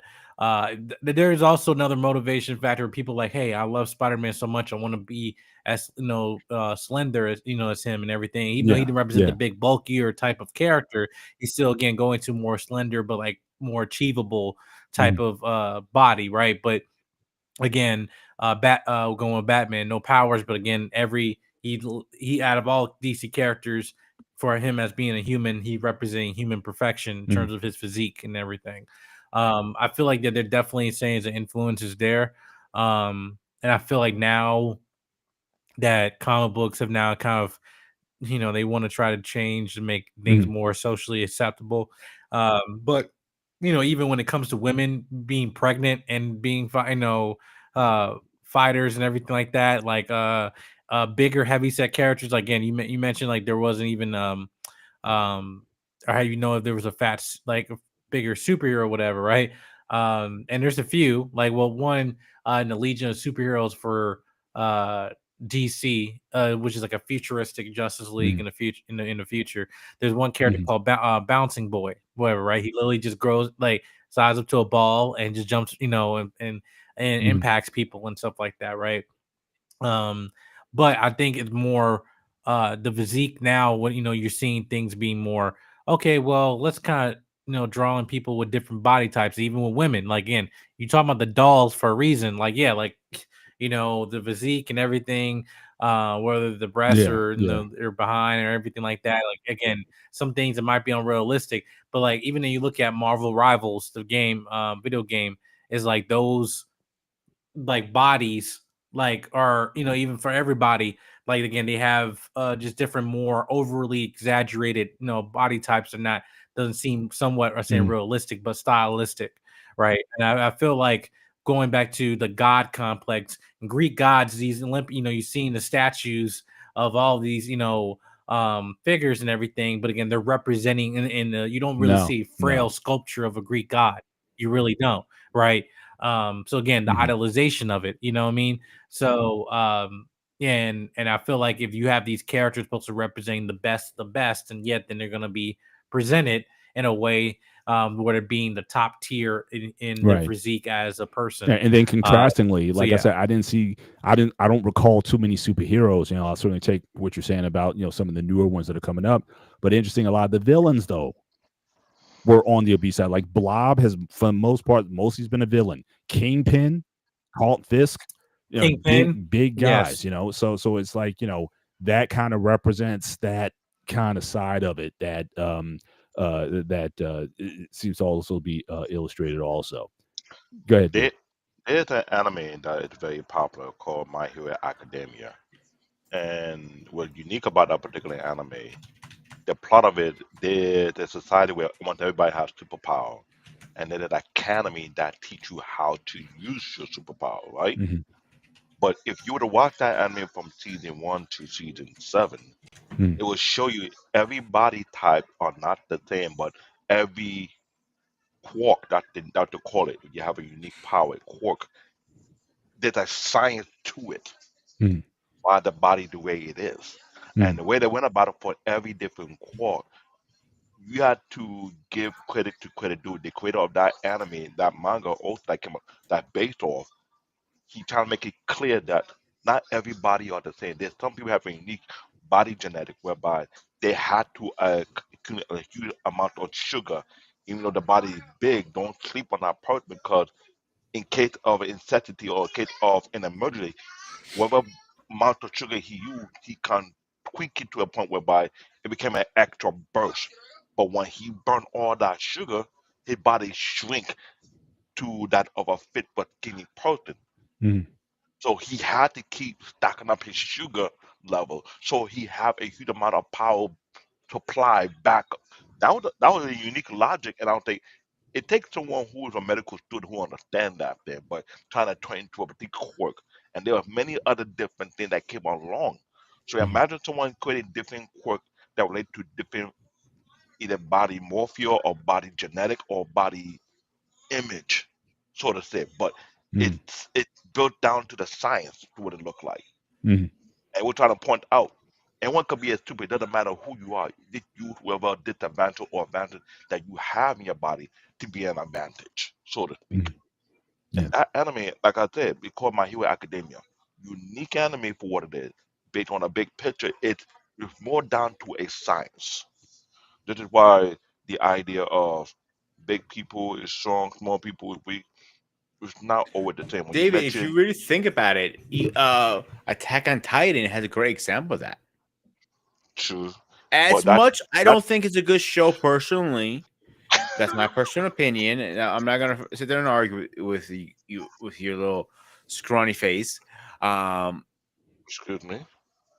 you hear me? I can call you. Listen, you get mad when I call you big. You get mad when I call you small. Which one is it? No, when you Jenna, call Mike, me, why do you look? You're about to fucking rip somebody's goddamn head know. off. You're looking like The death stare. Yeah. like I want to fuck you up, motherfucker. Get over here, kind of thing. Like that's the pit bull look. No, I'm going through emails. I got two different monitors That's the right pit here. bull look. Sorry. I have yeah. the But anyway, hang on, David. So like Attack on Titan, for me, I didn't like the show. Okay, the personal opinion, but they did hit something on nail on what we're talking about. You have a human being creation, the Titans, who looks like humans.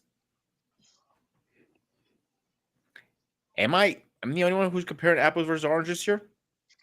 and like I said, that anime had a unique twist of science in it as a player because let's be real, in every history, mankind have been taken with their human bodies, see what they can pull out or what they can Alcoholism. change What is it? or Full metal alcoholism. I can't pronounce that fucking word.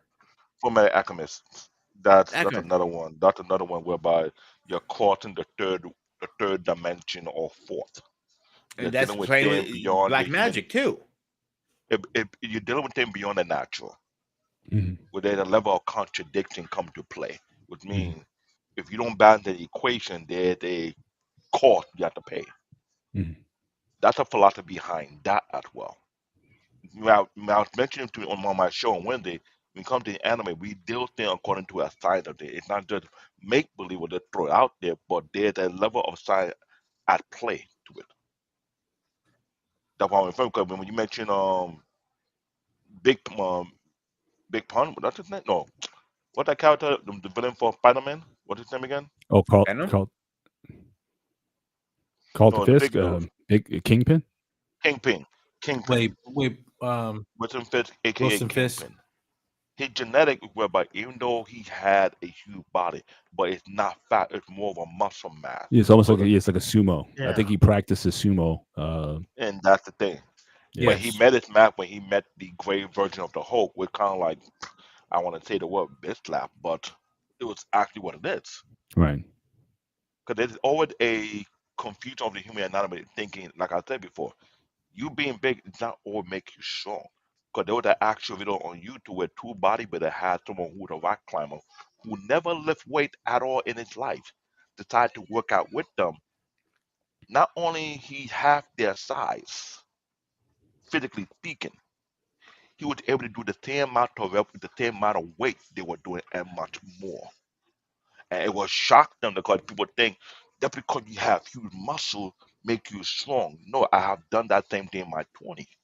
Yeah. Whereby I wasn't huge and jack, but I was lifting what most bodylifters was lifting, but they way more work what they were doing. Because Right. there's a sign to the human anatomy. If you don't understand how the body actually is, you can never tap into that level Dude, you're of martial artist strength. like me. If you hit the muscle correctly, you can make this whole arm numb very fast. Mm. Yeah. And you can use I it. want to get let's get Angry Elf in. We're coming towards the end of the show. So I want to get his If few you're cents awake, in terms of the body, the drawings themselves, the figures, how Yeah. the representation. What do you think? And it's not like, I don't know if it's necessarily like motivating, because again, it's that stereotype. If you watch like Big Bang Theory, whatever, none of those guys Uh-huh. look like they ever work out. They never care about working out. So I don't know if even drawing the figures in these ways it's not inspiring people. It's like, oh, I want to go to the. I mean, yeah, you got bodybuilders who go to the gym and they want to look like Yeah. a certain thing, whatever. But it's not the gym pop that is just looking. Oh, I got to get jacked like a superhero or stuff like that. It's like, for a No, lot of the no, guys they're- at Comic-Con, that's not their motive. No, I think it's definitely two different ways of, or two different thought processes. I think a lot of the guys I knew who lifted and were trying to get big, we're looking at, you've already brought it up, Arnold Schwarzenegger's movie, Pumping with on. the, yeah, and so, guys like that, or if they were deeply into the body lifting, they had a body lifting. What do you want to? Not character, icon.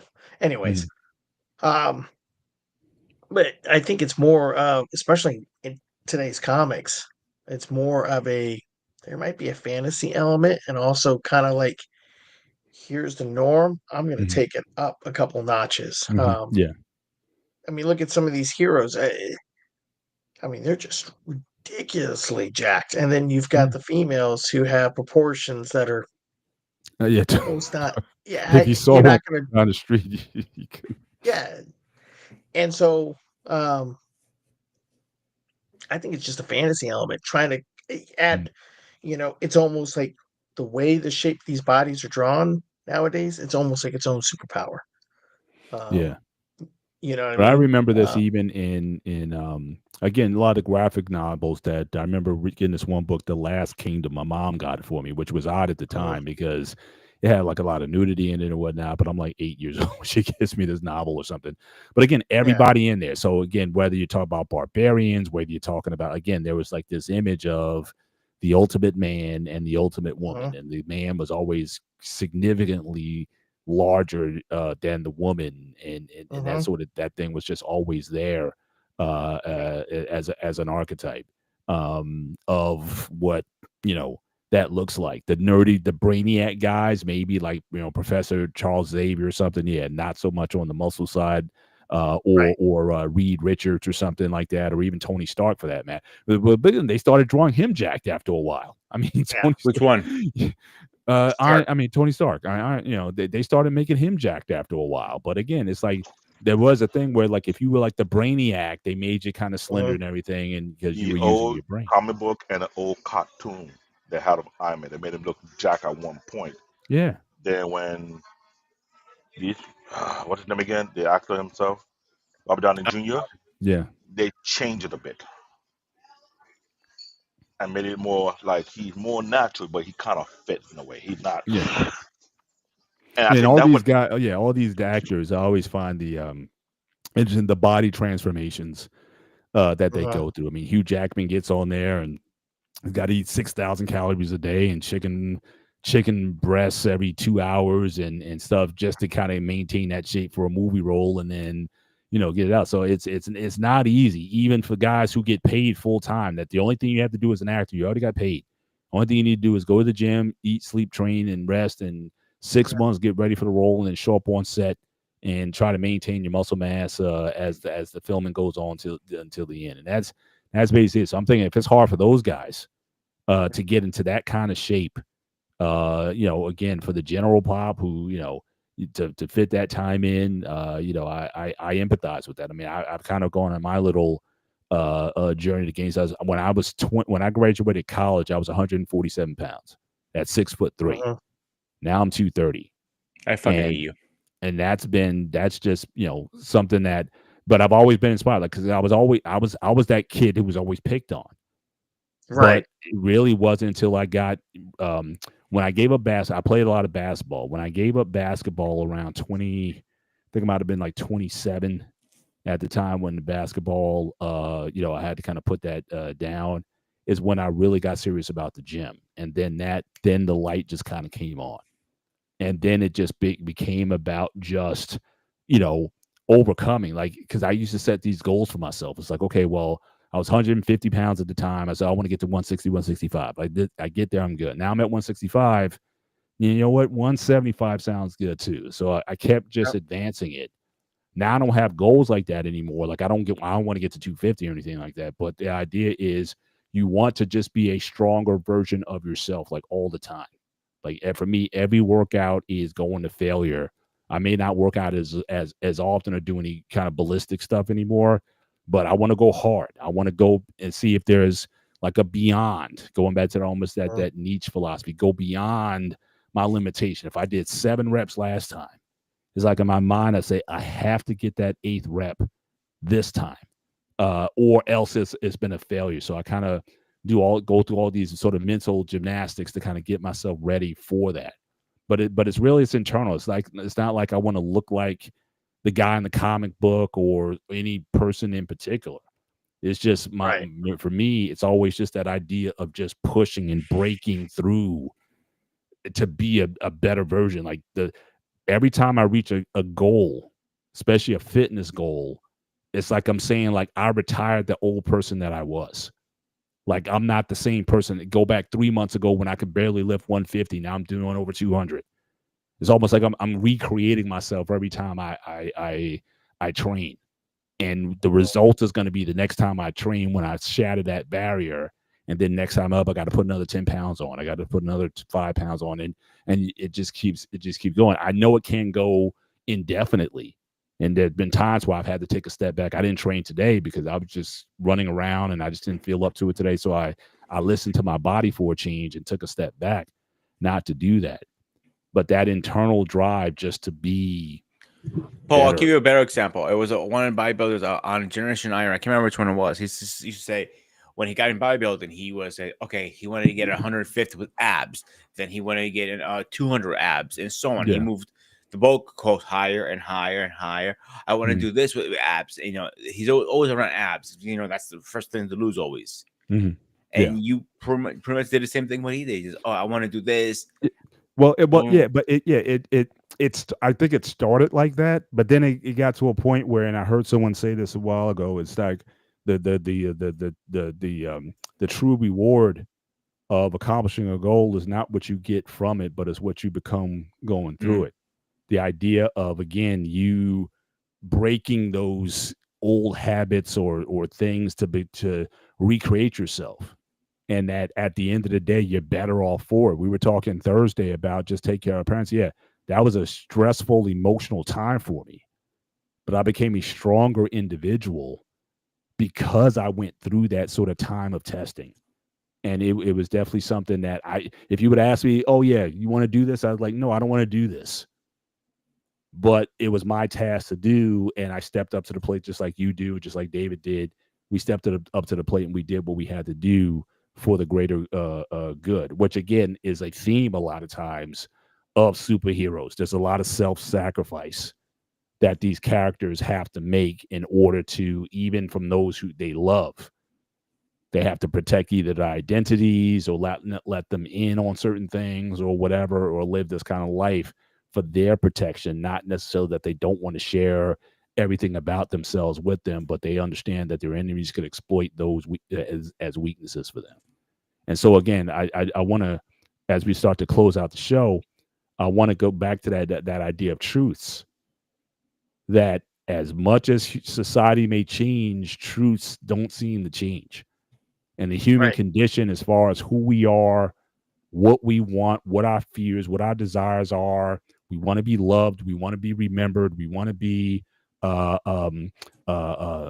about, we want to be respected. Like, all these things are aspects of our existence that I don't think is changing anytime soon. And I think a lot of, whether you get it from your religion, whether you get it from the comics, whether you get it from novels or science fiction, whatever it is, they're always going to center in on these themes that we keep coming back to in one form or another.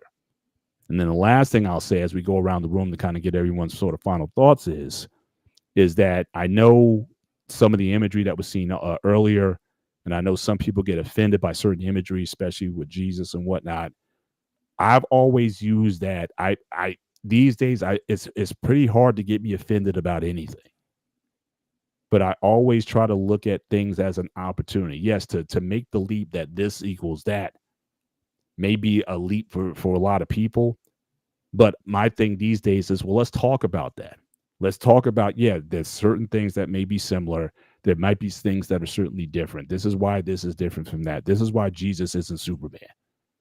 And then use that as a bridge to have a conversation rather than operating an offense that how dare they depict Jesus in certain ways. To me, it's just been a way how I've been able to minister, so to speak, to certain people, to bridge gaps with people, especially with younger generations that may not necessarily be going to church as often as they, as back in the day, or being dragged to church like back in the day. So it's just a way, it's just a tool of engagement where we can take some of these themes, find the common themes between them, find where they're different, and see if we can't make certain views, certain ideas palatable. Like I said, if you can believe in an astral plane of existence where the spirits of the dead go and commune, then do you think maybe there might be a heaven out there, in some form or fashion? To me, that's worth a conversation. And I think that with the comic book community that I've seen at large, I think there's a lot of spiritual people who are a part of that community, and only the most extreme of fundamentalists or whatever would ostracize that. I saw some things at Comic-Con. I could certainly see some fundamentalists saying this is demonic. You should never go here. Don't even be in that space again. But I think that that's an opportunity to connect with people on themes that, and themes that either the Bible talks about, or that, that we can build some bridges for greater understanding, and then make the faith, and I'm just being personal, the faith more powerful. At least think about, hey, maybe there might be something to this Well, that might be useful. Paul, if you Yeah. use Jedi, for example, the Jedi Order, that's a religion itself in a way. Yeah, and George said that specific. I remember him in an interview. He wanted to be able to, how can I talk about God in a sort of sci-fi fantasy genre? So the whole idea of the Force, What's he God? he got that from from the Native American tribes. They talk about certain spiritual aspects and whatnot. So he wanted to kind of introduce that conversation. Now again, people might have been offended by it, but it opened up conversation. I think is there's always room for conversation, at least in my view. And as long as we can have those Absolutely. healthy conversations, And then I think respectfully. we're all better off, and hopefully we can bridge and have better understanding. But again, I want to go around, start with Rob, let's go through and get everyone's final thoughts as we close out the show. But I appreciate you guys being a part of this conversation. Yeah, it's not the fun stuff that we typically do, but I hope this will be, this will be worthwhile, certainly for those who watch this later, that, as you consider these things, see those common threads, and, understand that, there's a linking throughout human history, and these characters stay with us for a reason. So Rob, Angry Elf, again, thanks for being here. Your closing thoughts as we end the show. I think it's like I was saying earlier, it's the continuation of the oral history evolved into our modern mythology, um, especially since we keep going back saying certain characters pull certain traits or powers or abilities from religion and other other legends that we have. So I think it's just also, especially how in this day and age, our whole world has, between the ability to travel and now multimedia, we've all become a conglomerate of each other. So, you know, in one way, shape, or form, we're all the same. Gotcha.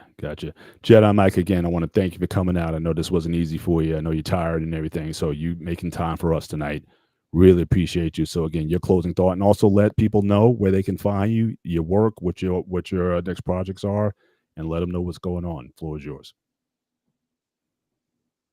Mhm. Yeah, no, I thank you. No, I thought it was a good conversation and everything. Again, with the comic book genre, again, there's a lot of parallels, and just in forms of storytelling that you see, uh, imagery or parallels of biblical references and scriptures, and going into like religion and the idolization of gods, going into people uh who representing beyond the average man and something to believe in other than yourself, right? Heroes, right? But again, I think, as we know mentioned before, again, how uh so there's a way in terms of how you depicting that in a respectful way, in another way of just showing it in a idolatry way of just trying to make a mockery of it all. Because there was also, I know there was one film we didn't really made it mention to, just like almost some of these biblical figures as heroes. There's a film called Legion. Did anyone with Yeah. I Paul remember that. Bettany? He played my Angel, Marketing. Yep. Michael, it was Archangel, Michael, and he when it was the ending days of on Earth and everything, but it was kind of like a zombie film, but it had a god in it, but you had the archangels kind of viewed as Mhm. superheroes or above average men and everything like that. So, but nonetheless, I feel this was a good conversation here. But you guys can follow me here on YouTube at Jedi Mike 7. Brought to you by Solo Media. My Instagram and stuff. I have still have things I'm posting soon. And this next coming week, finishing the finale of Daredevil, Born Again. I'm waiting for you guys to see this final episode because I have to wait until you guys see everything because we got the episodes early and then we had embargo, couldn't talk about it. But and I got some reviews and interviews coming up. Sinners, I'll be going to a press screening on Monday for that, so be on the lookout for that review. The new Michael B. Jordan and Ryan Coogler film, and you can have more interviews and stuff coming up. So you can subscribe at here Appreciate at you. Jedi Mike Appreciate you. 7. David? Yeah. Wake Final up. thought. I'm up, and I wasn't sleeping. There was parenting going in the background. That's what I put it, mic off. Then again, you're not a parent. You would not understand that, would you? Anyway, At least I'm skinnier. my final thought about this show is an interesting conversation. It's something that would take multiple countries to understand and grasp, but I enjoy it. It's something I've been doing for the past couple of years of my life, always trying to understand another person's point of view of why such thing exists. Even so, it got me to venture more into my cultural aspect on their deity and why such thing is existing to begin with. Is there a contradiction to it or it's not? Remember what I said earlier in the show? There's something that is truth to it and something just folklore to it. And looking at how it manifests in today's society, even the African American people are dibbling dabbling and things that beyond their level of understanding. They're just scratching the surface Hmm. of things, which is even Jeremiah Key from my culture, where we sometimes look at it like, okay, good luck. But that is the thing to it. Some people are using the African North Greek folklore to create entertainment that you call comic book or anime or movie, and it's a money making business. Some people understand it's entertainment. Some people take it to the next level. Why they take it to the next level? It's based on that individual thought process. I'm aware that anime, comic book, and all the things are not real based on my foundation I have in my own personal life. I'm not in the military, but I have seen my fair share of madness that is equivalent to that overseas, not here. And some I cannot speak about because there's no way to comprehend it because it's not known on American aspect of understanding. But I get it. I have to show respect. This is why I have a high level of respect for people in the military, regardless of where they're from. Either you're from the United States, either you're from Japan, either you're from Russia, because it's not something to venture into. And then remember, I'm from a country that we have children soldiers, so let that sink in as well. But knowing about these things, hearing about these things, it became a mechanism to have people detach themselves from deep level trauma that could cause them not function to their society. So in a way, it's an excellent tool to divert from or entertain yourself from. At least it build up something. It's no different from wrestling. Let's be real. WWE is now making record-breaking money since Vince McMahon has stepped down, and it's crazy. But it's not only an American thing; it's more of an international thing. When they go across the European nation and you play Randy Orton's theme song, I'm listening and my hair and my skin is thin. I'm like, wait a minute, are they better than the American audience? Are you killing me? But yet you can tell how much of an impact it is. They are a human being playing a character. But if you go into Spain, they will sing the guy's theme song like it's worship.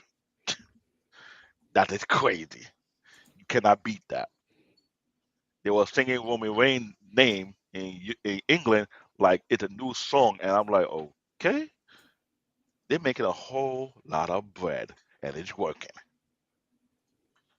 Same thing with the anime, it's doing the same exact thing. Same thing with the comic book, it's doing the same exact thing. When you broke down the history about the comic book, how they came to existence, it's a modern mythology that is based in the United States. Now it's also a global thing.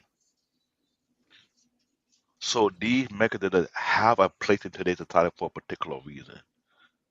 and for why everyone may have a different path or different level of understanding or concept behind it. But it's here to stay. It's not going nowhere no time soon. That's how I look at it. And last but not least, certainly the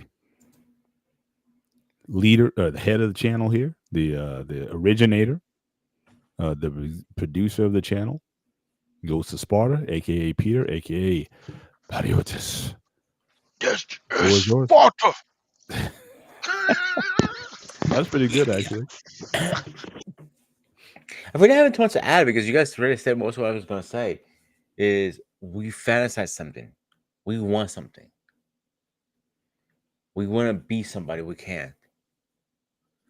It could be a plumber, could be an alien, it could be a elf, it could be a Black David, whatever you want to fantasize, up to you. Just make sure you bring one of these with you. I'm joking aside, guys. Seriously, no, it's. I think our imagination is the thing we want. Is something next. And something next is going to be big.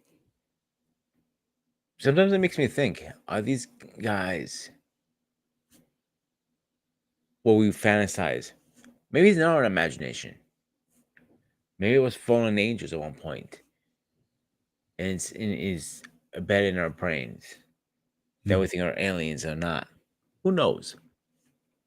But it's fascinating to me, and I enjoy it. I love my comic books and stuff like that. Two things about me you guys, everybody knows already. I'm a big geek in heart, and I respect the military more than anybody. Right, Rob? Yep. Rob, I want Yep. one of these days I gotta bring you back on. I want a story time with Rob. Yeah, that'd be dope. Yeah. Absolutely. And I want to hear the classified stuff. I want to hear the juicy stuff. Not that like the little, oh, we just walked down the street and do nothing. We shot a couple bullets. I want to hear the gruesome stuff. Like, you see the sound of it? Hang on. I got a sound effect for that too.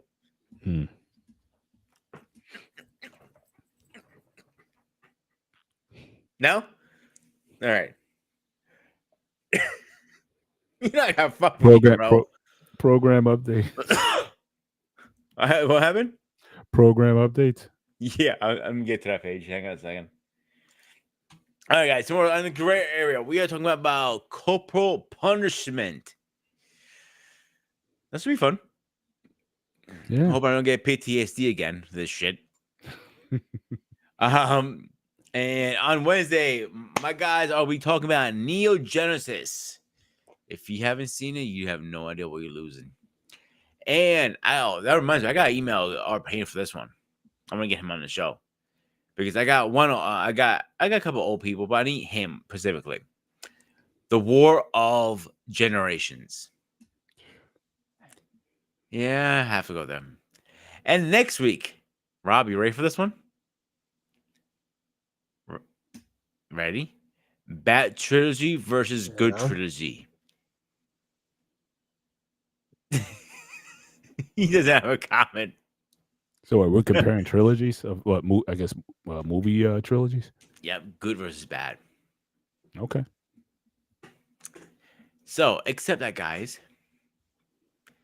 Paul, any final words before you walk the plank? No. Again, thanks for the opportunity. Good show. Yeah, Thanks dude, you know, it was the reason we call you Mr. President. Rob? Nope. No. David? Yeah, I'm good. Anything else you want to go? Not yet on the Wednesday episode. Well, it's a twisted franchise, but let's see who will show up for the franchise. I hope it'll be very interesting. And maybe Jeremiah can join in the conversation to a Neo Genesis. I'm sure he's aware of it, unless he had nightmare. I don't know. If he got nightmare, he don't have to come. Jeremiah, any last comments before we go? No, I just appreciate you guys for having me and everything. Thank you, Mr. Bennett, again for reaching out and stuff. And anytime in the future, just let me know. You guys know where to find Definitely. me and everything. And again, appreciate you guys' support and All right, guys, everything. as always, this was Sparta Execute Network. I am Ghost of Sparta. He, Mr. President, Angry Elf, Black David, Jedi Mike. As always, stay fresh, stay safe, and I'll see you guys on the next one. Peace.